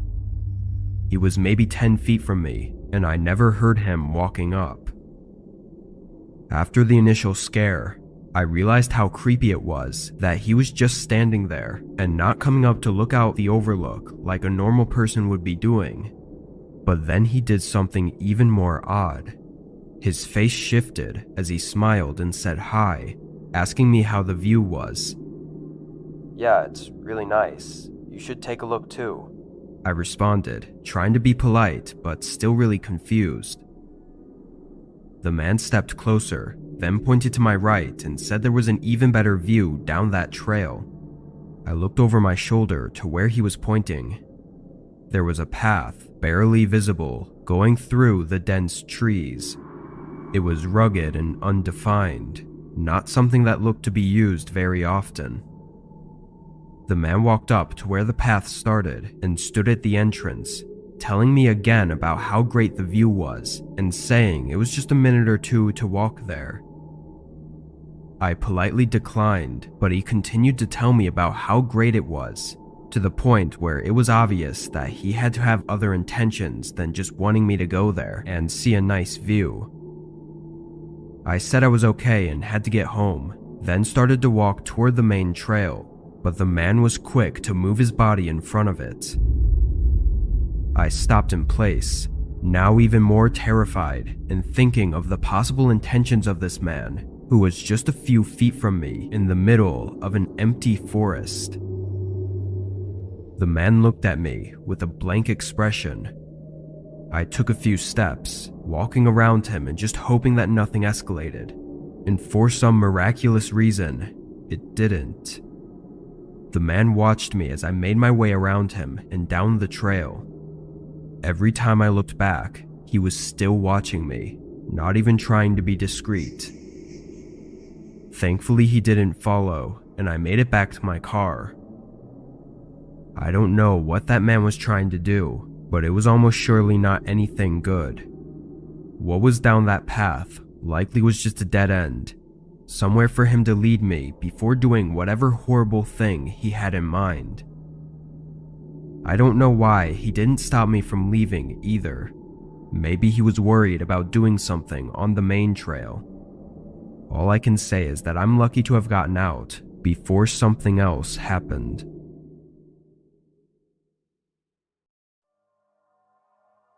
During October in our town, there's always this place that opens up with a bunch of fall and Halloween related things to do. It's a huge fair that's set up on a farm. I'd been there a couple times with my family when I was younger, but this was my first time I'd gone alone with just friends.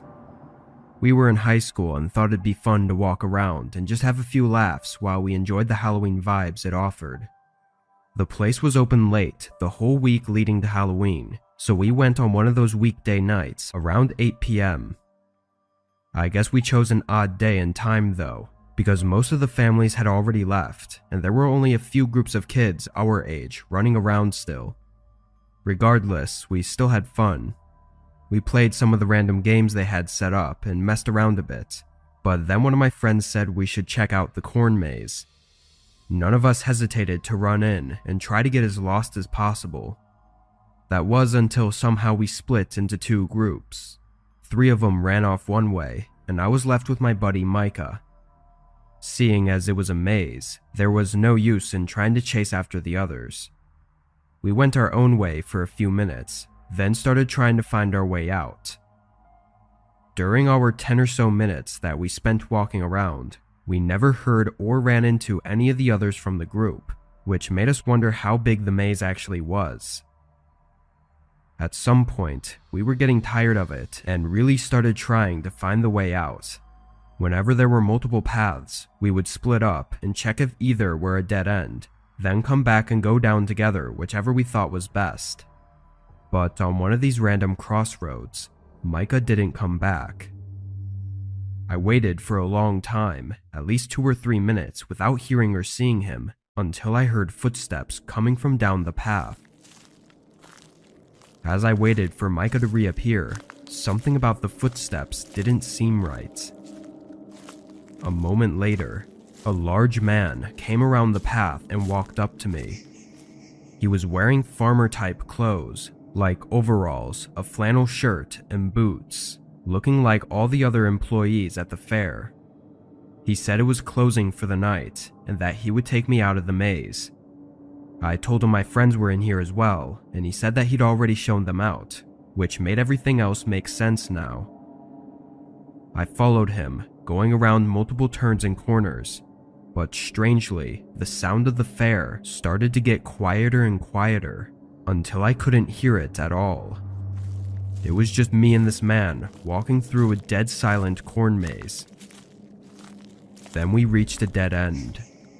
I stopped and watched the man pull aside the corn and start pushing his way through it, urging me to come through. I did as he said, walking through it and following closely behind him until the corn abruptly stopped and turned into an empty field. As I looked around, I realized that this was the other side of the cornfield, opposite of the town and fair. And right in front of me was a car parked in the grass with its engine running and headlights off. My breathing became shallow and my heart rate started increasing. All of a sudden, the man quickly turned around and tried to grab me. I was able to react fast enough, moving away and running back into the maze. As I sprinted back onto the path, I heard the man forcing his way through the corn again and following right behind me. I started going straight through all of it, just trying to get back to the fair where hopefully someone could help me. This seemed to work, as the man never caught up to me. When I made it out, my whole friend group was standing at the entrance waiting for me.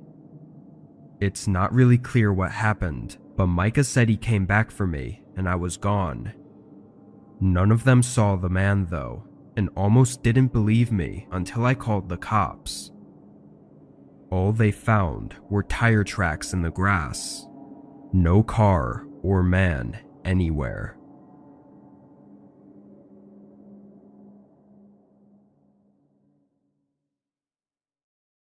I'm 19 years old, and this happened a year ago.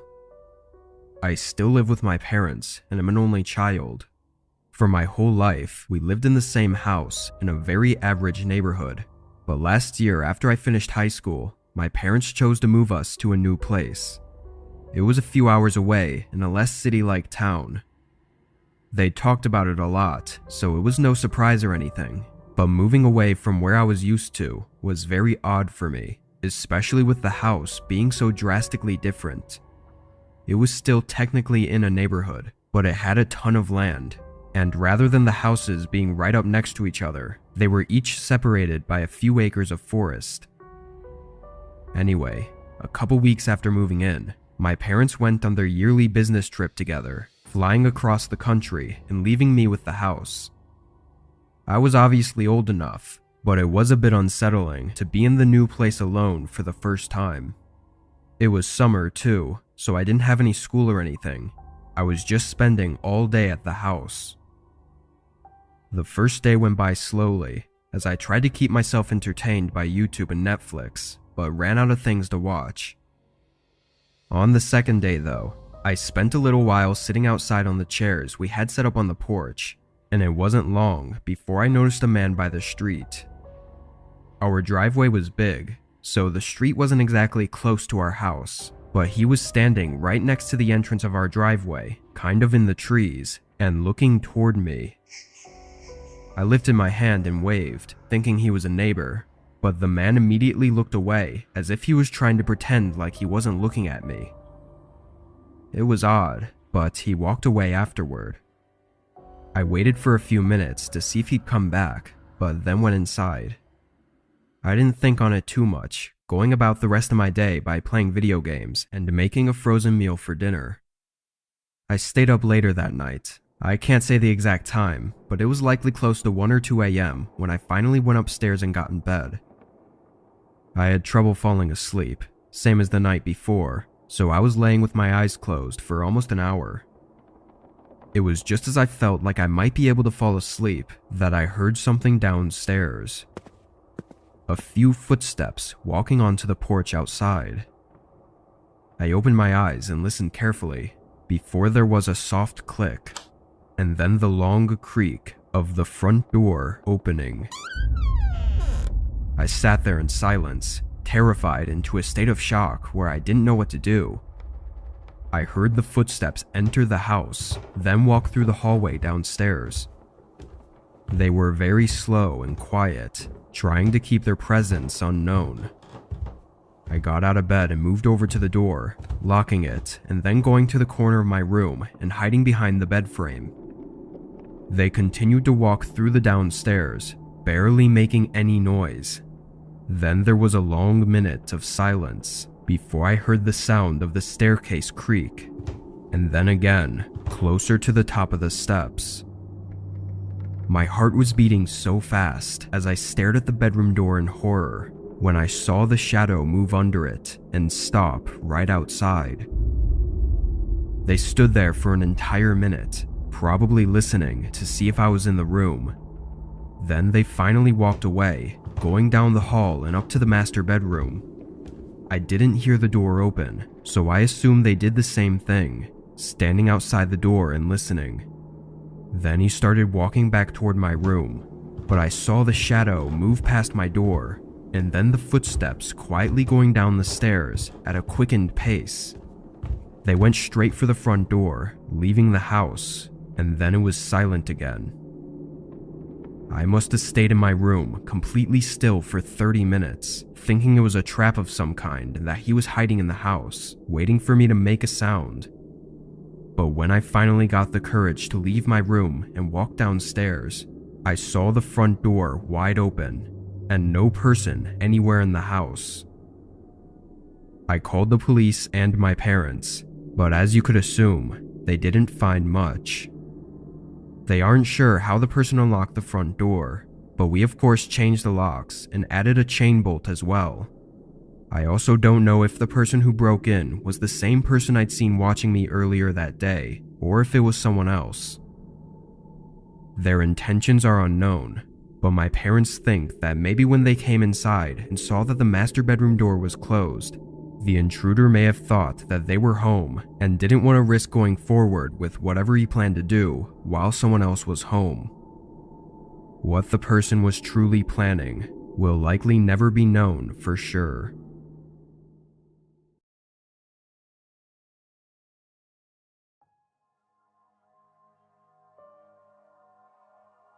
When I was 18, Me and two of my friends moved in together into an apartment. We all worked regular jobs while doing online school, and with the three of us combined, the rent was easily affordable. Over the following year though, one of them moved out, leaving just the two of us to pay the bill. It was still affordable, but much less than it used to be, and even had me stressing out a couple times. And after a few months, my other friend moved out as well. It wasn't their fault having to leave, but it still really sucked, and I was forced to find somewhere else to live on just my small paychecks. There weren't a lot of options within my budget, but I was willing to take anything as long as it was a roof over my head. Eventually, I found a listing for an apartment on the other side of town. From the pictures, it looked like a small building, only having 8 rooms, and it definitely was not very nice on the inside. Still, the price was okay with me, so I sent in a request to tour and went there later that night. I met the owner, Jackson, and he walked me through the room. It was really small and really not that great, but again, there wasn't much I could do about it. The following week, I moved in. Once I got used to it, the place wasn't actually too bad. Sure, it wasn't very clean and looked really old, but it had all the basic things I needed. The only thing that felt weird was this one door in the hallway. It was right across from my room, almost looking like it would be just another bedroom. But during the tour, Jackson said my place was actually connected to the neighbors, so we shared that door. He explained that it always stayed locked from both sides, and that I could just ignore it, assuming it was just like a wall.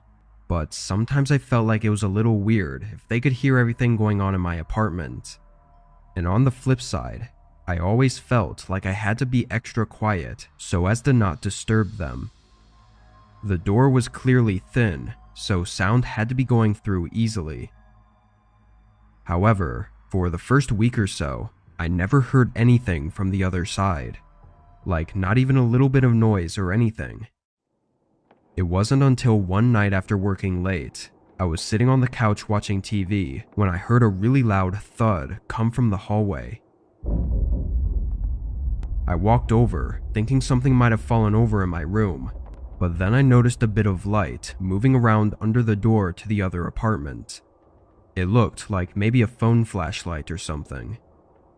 I listened for a little bit, not trying to be too creepy, but just wanting to know what was going on.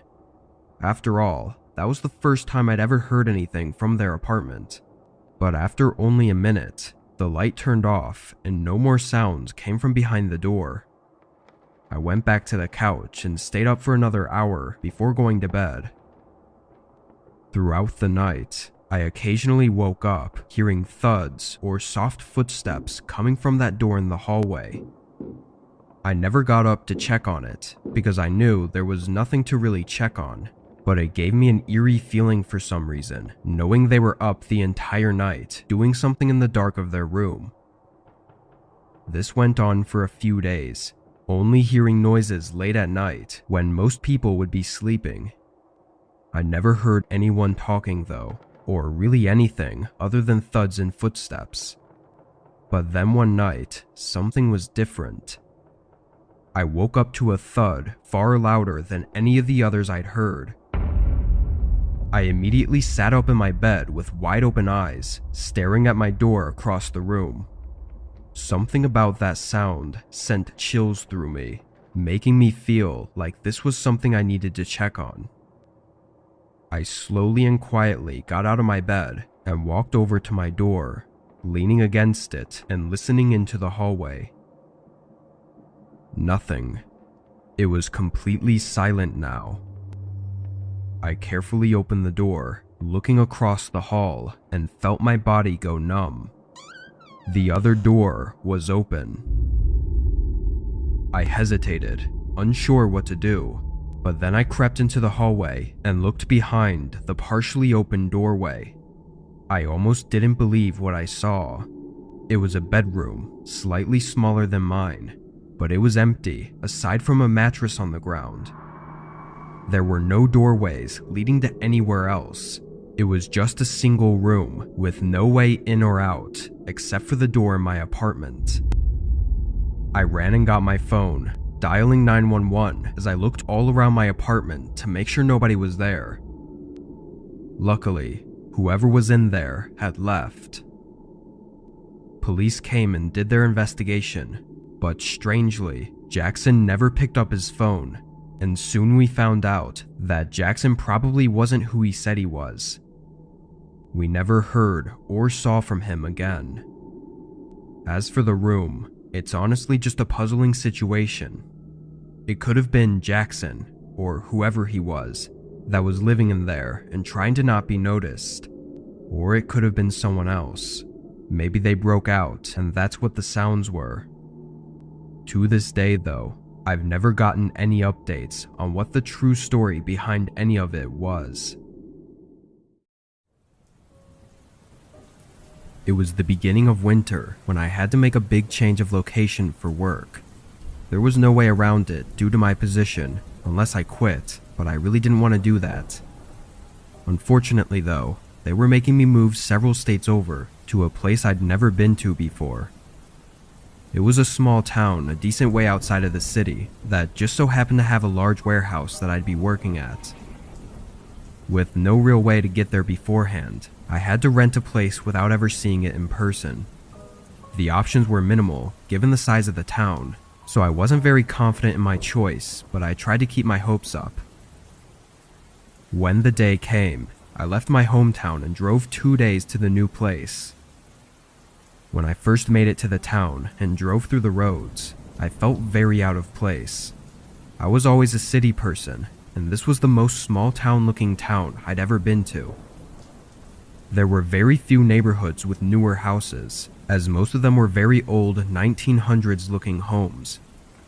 The neighborhood my place was in seemed to be a mix of these houses, which looked a bit strange, but at least my house was one of the somewhat newer ones.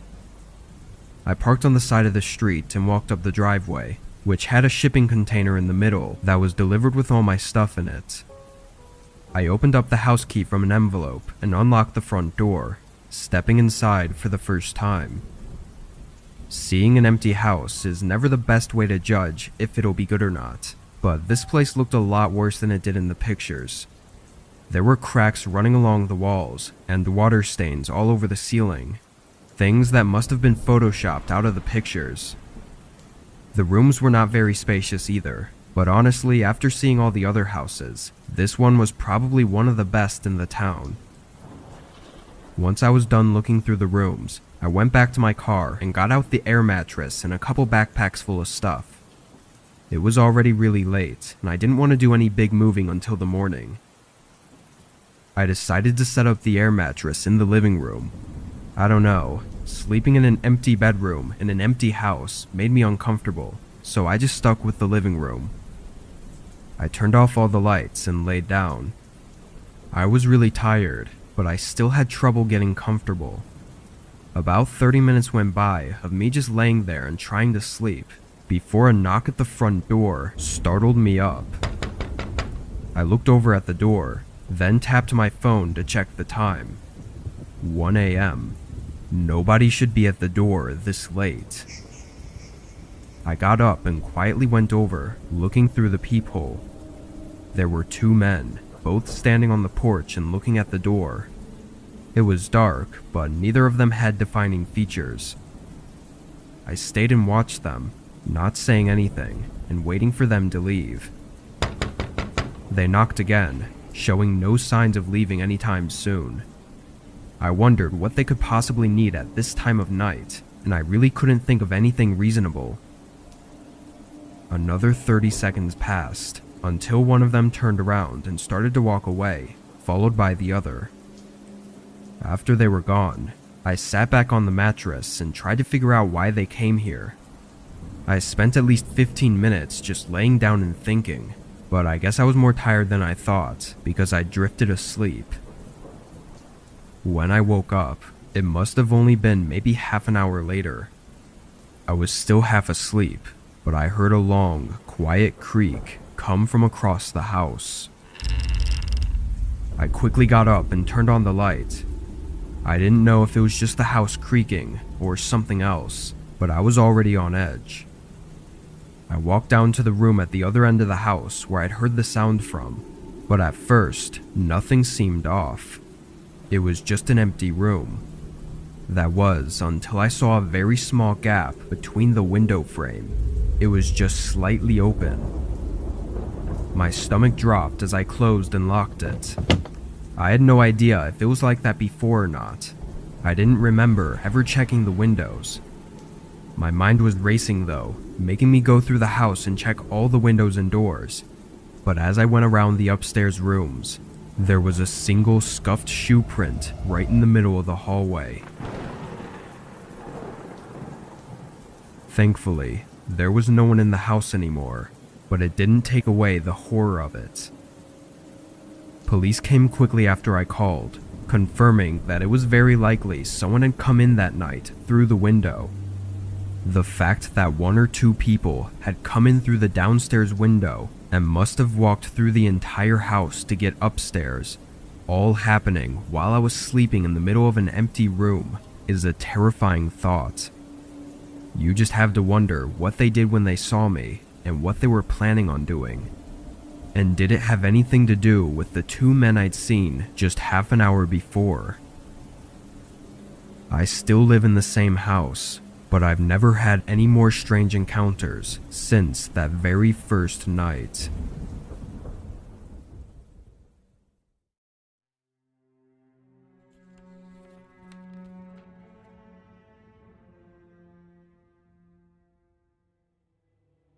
I was using Craigslist to find myself some outdoor furniture. I had just moved and gotten a backyard patio, so I was excited to spend time out there but didn't want to overspend on it. On the website, there were a ton of people selling outdoor stuff, but most of them were really outdated or just gross and overused. I took my time, casually checking throughout the week until someone posted one for sale that I liked the look of. It was a simple 2-chair and 1-table setup, but it looked clean and was a decent price. I sent an email and waited. It only took a couple minutes for the owner to respond. His name was Jared, and he explained that the set was newly opened, but had a few scratches on it from shipping. After a quick back and forth, we agreed to meet the next day around 6 at his house. So come the next day, I drove over there. When I pulled up to the side of his house, the first thing I noticed was that all the lights were off inside. The only light that was on was the front porch light. The home itself, though, was actually really nice, looking like it was very expensive. I parked and got out, walking up to the front door and ringing the doorbell. I heard it ring from inside the house, but nothing followed it. No lights turned on and no footsteps coming to the door. I looked through the little window on the porch, not trying to be creepy, but just trying to see if there was anyone even home. I saw what looked like a normal house, but no signs of anyone. The sound of my phone receiving a text made me jump back from the window. It was Jared saying to come around through the fence into the backyard. Everything was just a little off about this, but it was patio furniture, so I guess it made sense to me at the time. I walked around the front of the house and over to the wooden fence gate, pushing it open and walking into the backyard. Jared came around the corner and waved at me, then showed me over to the furniture. I was actually really stunned at how nice the setup was. Everything looked perfect and was high quality. I sat on one of the chairs and walked around it, looking for any damages because I just couldn't believe he was selling these. But after less than a minute of looking, Jared started to rush me. His smile faded and he showed an impatient face, followed by asking me if I would take it or not. I would have taken it without any trouble, but the change in attitude started to make me notice some other strange things. The most notable being that the set was perfectly placed, having other decorations around it and everything, as if it was meant to be there. Even the table had coasters on it for drinks. It just didn't look like it was even for sale. I think he saw my change in emotions because he started becoming pushy with me, trying to get me to give him the cash and take the furniture. Now uncomfortable with the situation, I took a step back and said I would think about it and text him my decision tomorrow. He frowned and took a step toward me, followed by another, and with every step closer he came, I could see it more clearly in his eyes that he had bad intentions. I turned around and ran back to the front of the house, hearing his footsteps following close behind until I reached the gate. I sprinted to my car, and strangely, the man turned out of the gate and ran across the yard until he reached an intersecting road. I watched him get in a car across the road and speed off as I sat in shock and called 911. As you probably know by now, that wasn't his house or his furniture to sell.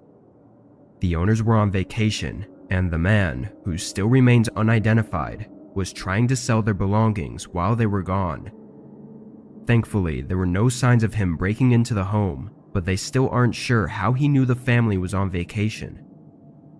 All I can say is that I'm glad I made it out when I did, because I don't think I would have gotten away unharmed if I had tried to leave even just a moment later.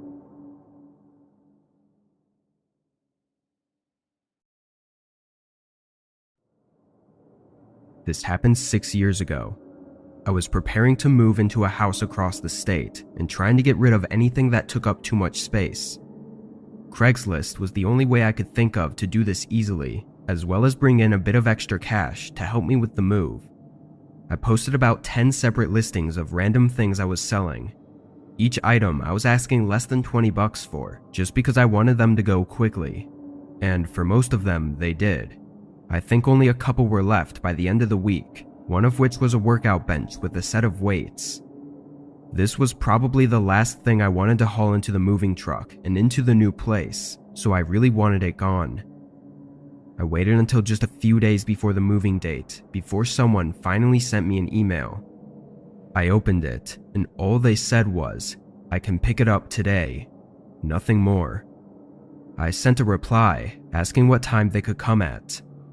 We ended up going back and forth over the course of an hour, but I'd be lying if I said I didn't find the interaction odd.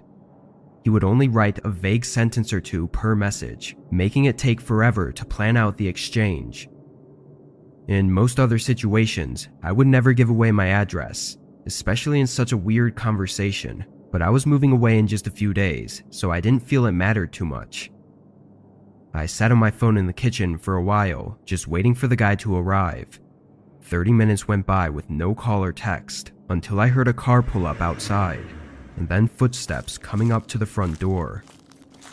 I waited for the doorbell or a knock, but nothing came, so I went up and opened the door.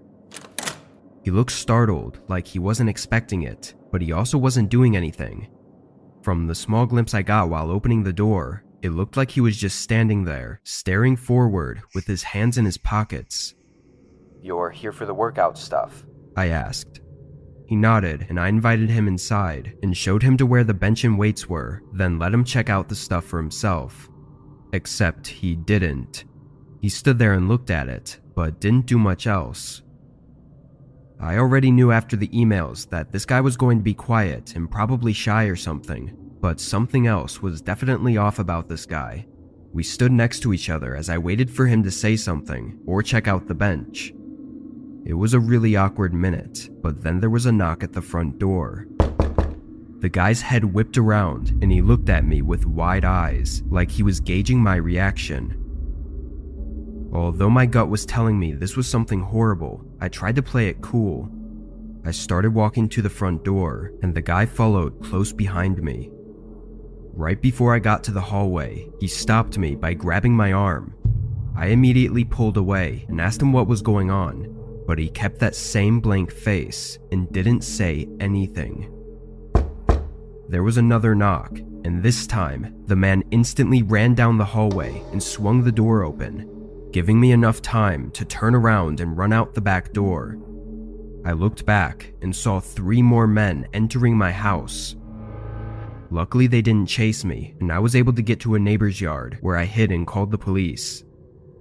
While I waited, I saw movement in the windows of my house. It was unnerving to see that, especially knowing I could have been in there if I hadn't gotten out the back door. A whole 5 minutes passed before the movement stopped, and a couple minutes after that, the police showed up. To keep this from dragging on, the police didn't get much evidence from inside my house. The best they had was my description of the one man who I let in. The 4 intruders couldn't take much, at least, considering my house was mostly empty at this point in the moving process. What they would have done to me had I opened the door or stayed inside the house is unknown. I think it's unlikely that I would have gone unharmed though.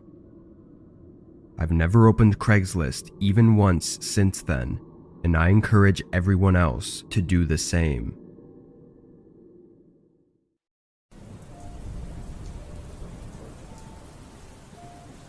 I found a house on Craigslist that both me and my roommate were interested in renting.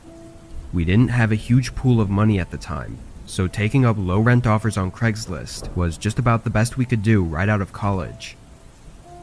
We sent in a quick request to tour the place and included both of our phone numbers as well. A few hours later, I got a call from the owner, Kim, who said he could have us tour the place tomorrow, but had other tours scheduled for the rest of the week. My roommate worked that day, but knowing he had other people lined up meant we had to see the place soon or risk losing it. So we both agreed that I would go see the house and just take pictures of it for my roommate to look at when he got off work.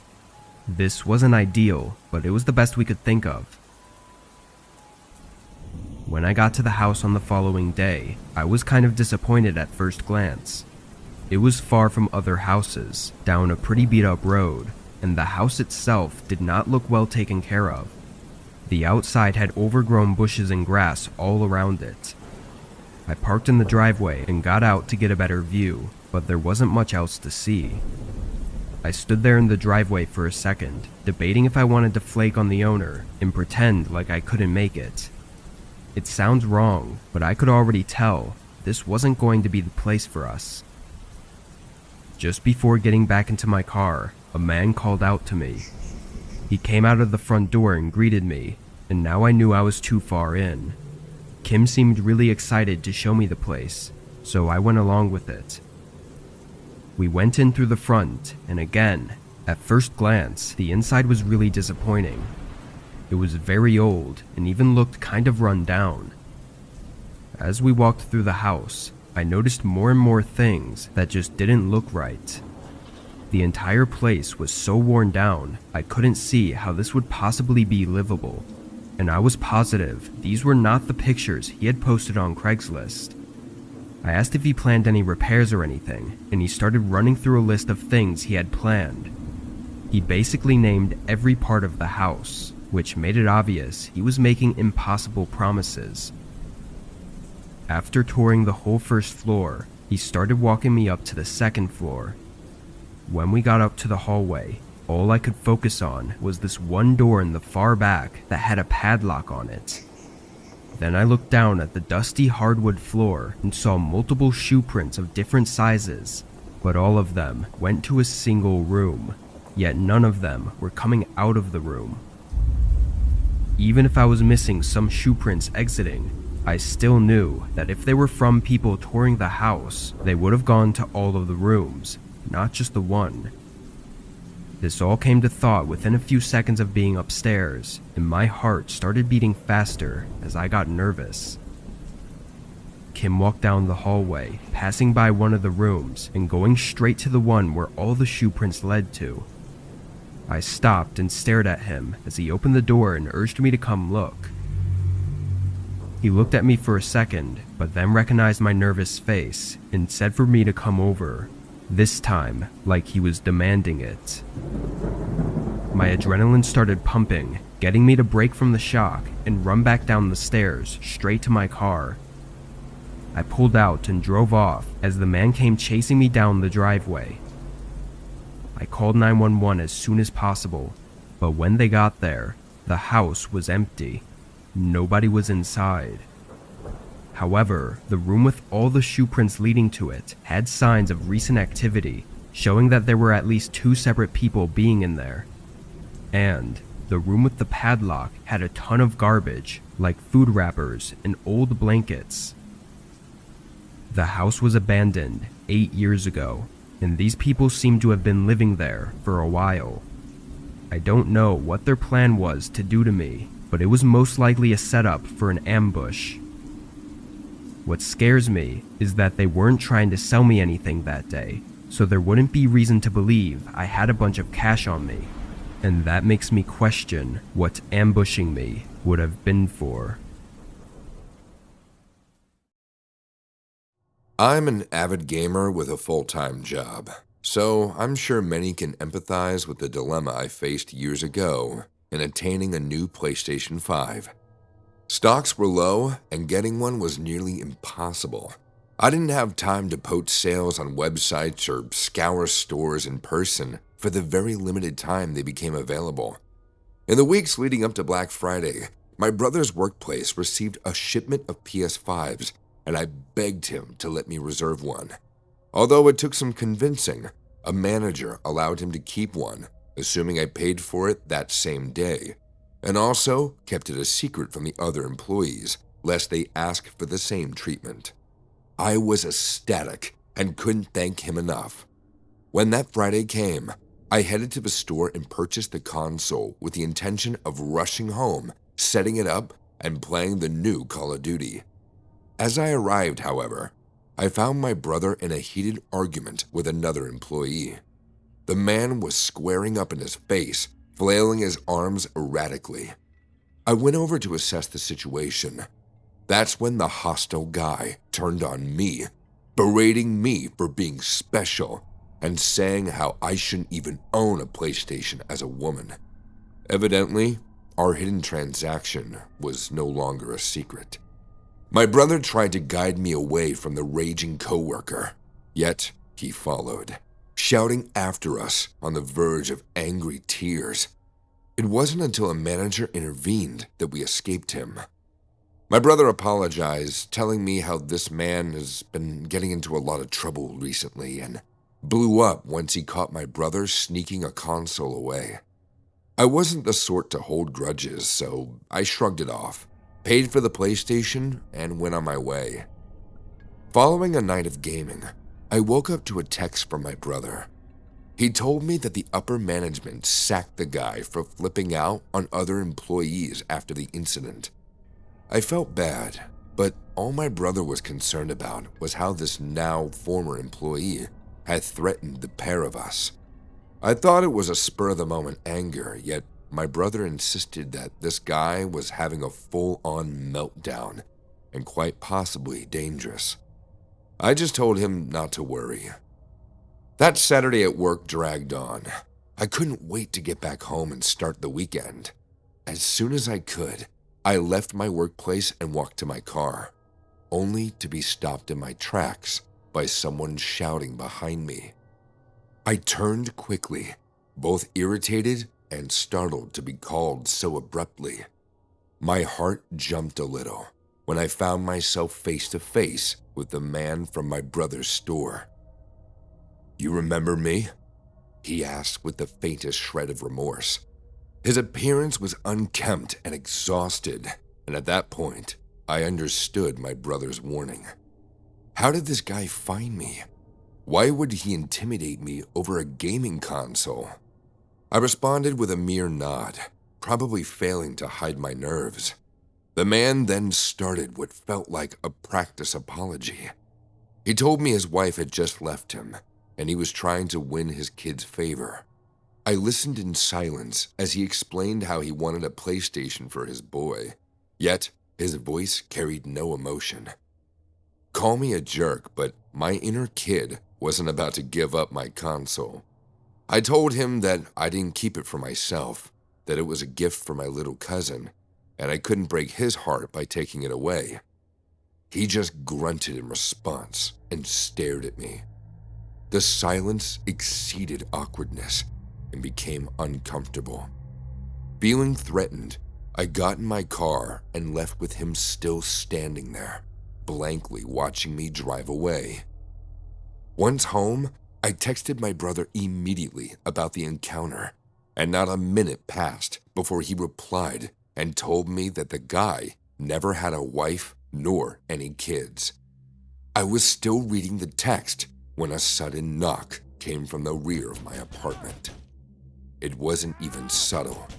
The guy was at my house, screaming at the top of his lungs, and trying to break down the back door. I had no idea how he got my address, though he likely followed me. For whatever good it did, I ran to the back and threw my body against the door frame, trying to barricade the entrance while dialing 911. "You lied!"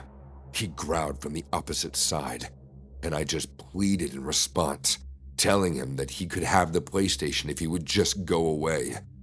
We argued back and forth for what seemed like hours until my brother arrived with the police in tow. They arrested the man while he spat at me, his eyes wide and bloodshot. As they cuffed him, they saw that his fingernails were bloody from clawing at the door. I had never seen someone act so insane. His father later contacted us to apologize profusely, explaining that his son was mentally unwell and receiving treatment. We were glad for the news, but really didn't want any involvement. The PlayStation 5 is still in my living room, yet it hasn't been in frequent use as my work schedule only increases by demand. I often question if it was worth all the drama and if maybe our parents were right. Video games only encourages violence. Ever since I had my now 6-year-old son, Jason, I've felt on constant edge being a new mother. A lot of moms would agree that a certain kind of defense mechanism overrides your system as soon as you have a child. I always found this newly discovered protective strength to be necessary, but rather excessive, until somebody challenged this precaution.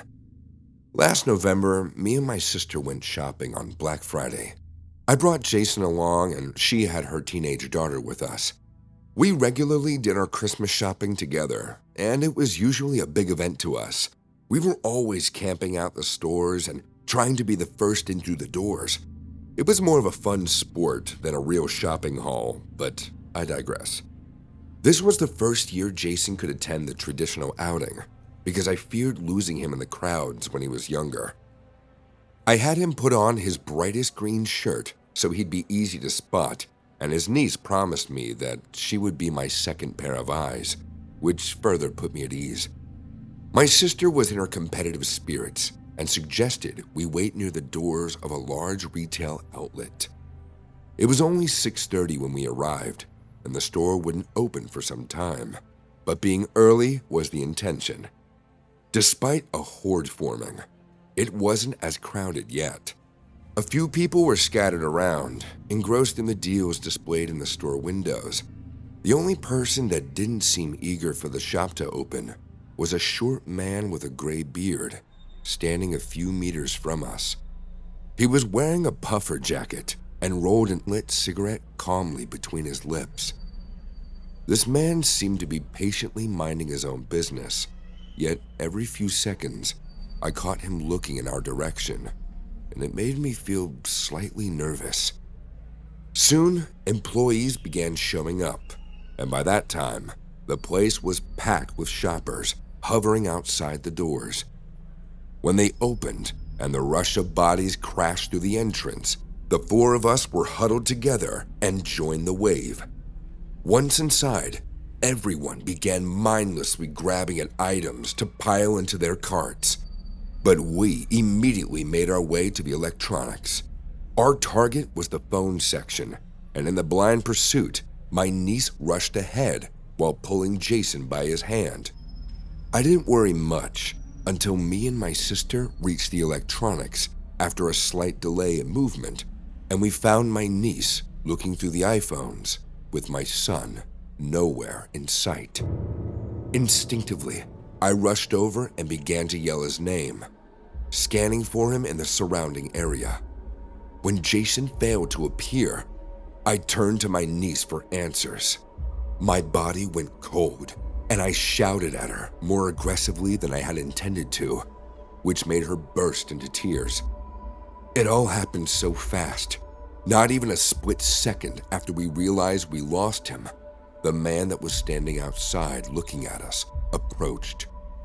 He wasn't wearing his puffer jacket anymore, and instead, he wore a bright green shirt nearly identical to the one my son was wearing, if not for the obvious size difference. "Here I am." He almost giggled. The stoic demeanor that he previously carried was completely altered, and he acted disturbingly childlike as he danced around on the spot. My sister began shouting at him, while me and my niece continued to scour the area in desperation. There were so many things going on around us, and I couldn't focus on this deranged individual with my son missing. Even so, I listened involuntarily to his altercation with my sister while I shoved past people clustered by the phone booths. "It's me, Jason." The man laughed, and my sister in response yelled for security. I couldn't even properly acknowledge the anger I felt, but luckily, it subdued before it reached the surface because Jason appeared right at my side and tugged on my arm. He looked worried to see his mom in such a state, and his little face portrayed only confusion. He wasn't harmed or distressed. As one can imagine, I clung to him after that, and although my sister had a lot to say to the creepy man, I just focused on silently composing myself. The things I would have said are just too vile to speak of. The security physically escorted the man away while he resisted their efforts. He cackled and coughed, his mouth foaming with saliva, the spitting image of a psychopath. Naturally, this encounter completely ruined the day for us. I try not to think about what could have happened or why it happened, but I'll never be able to go out into crowded areas without being reminded of how dangerously unhinged some people can be. I used to work as a security guard at a large mall. It was my first job straight out of high school, and it got boring fast, because most of it entailed sitting behind a wall of screens, watching shoppers go about their business. Days were long and tedious, but the most dreadful time of the year was nearing the holiday season. When I received the work schedule for 1 year, I didn't know whether to be excited or irritated. I was posted during Black Friday. Although it was only my second year at this job, I already knew the headache that accompanied the Black Friday sales. People shoving over one another for items that are marked down to the same discount available every Tuesday.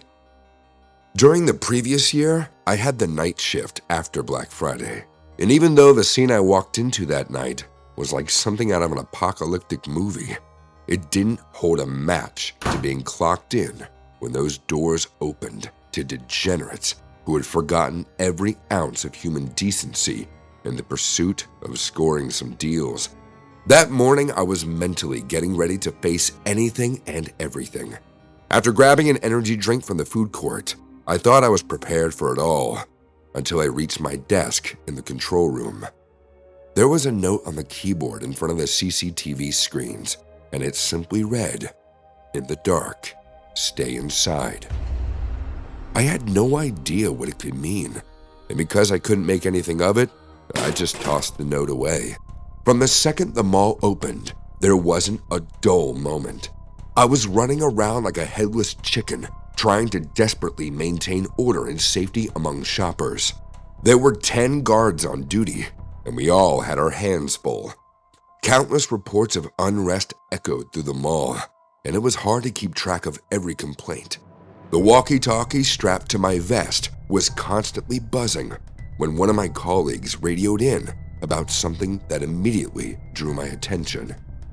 4 men were causing trouble at the far end of a parking lot.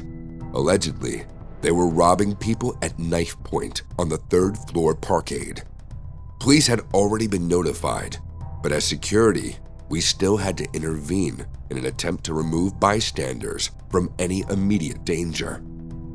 In the midst of the chaos, I began making my way to the 3rd floor, and seeing as I was passing near the CCTV room anyway, I decided to quickly have a look at the cameras to gauge what I was about to walk into.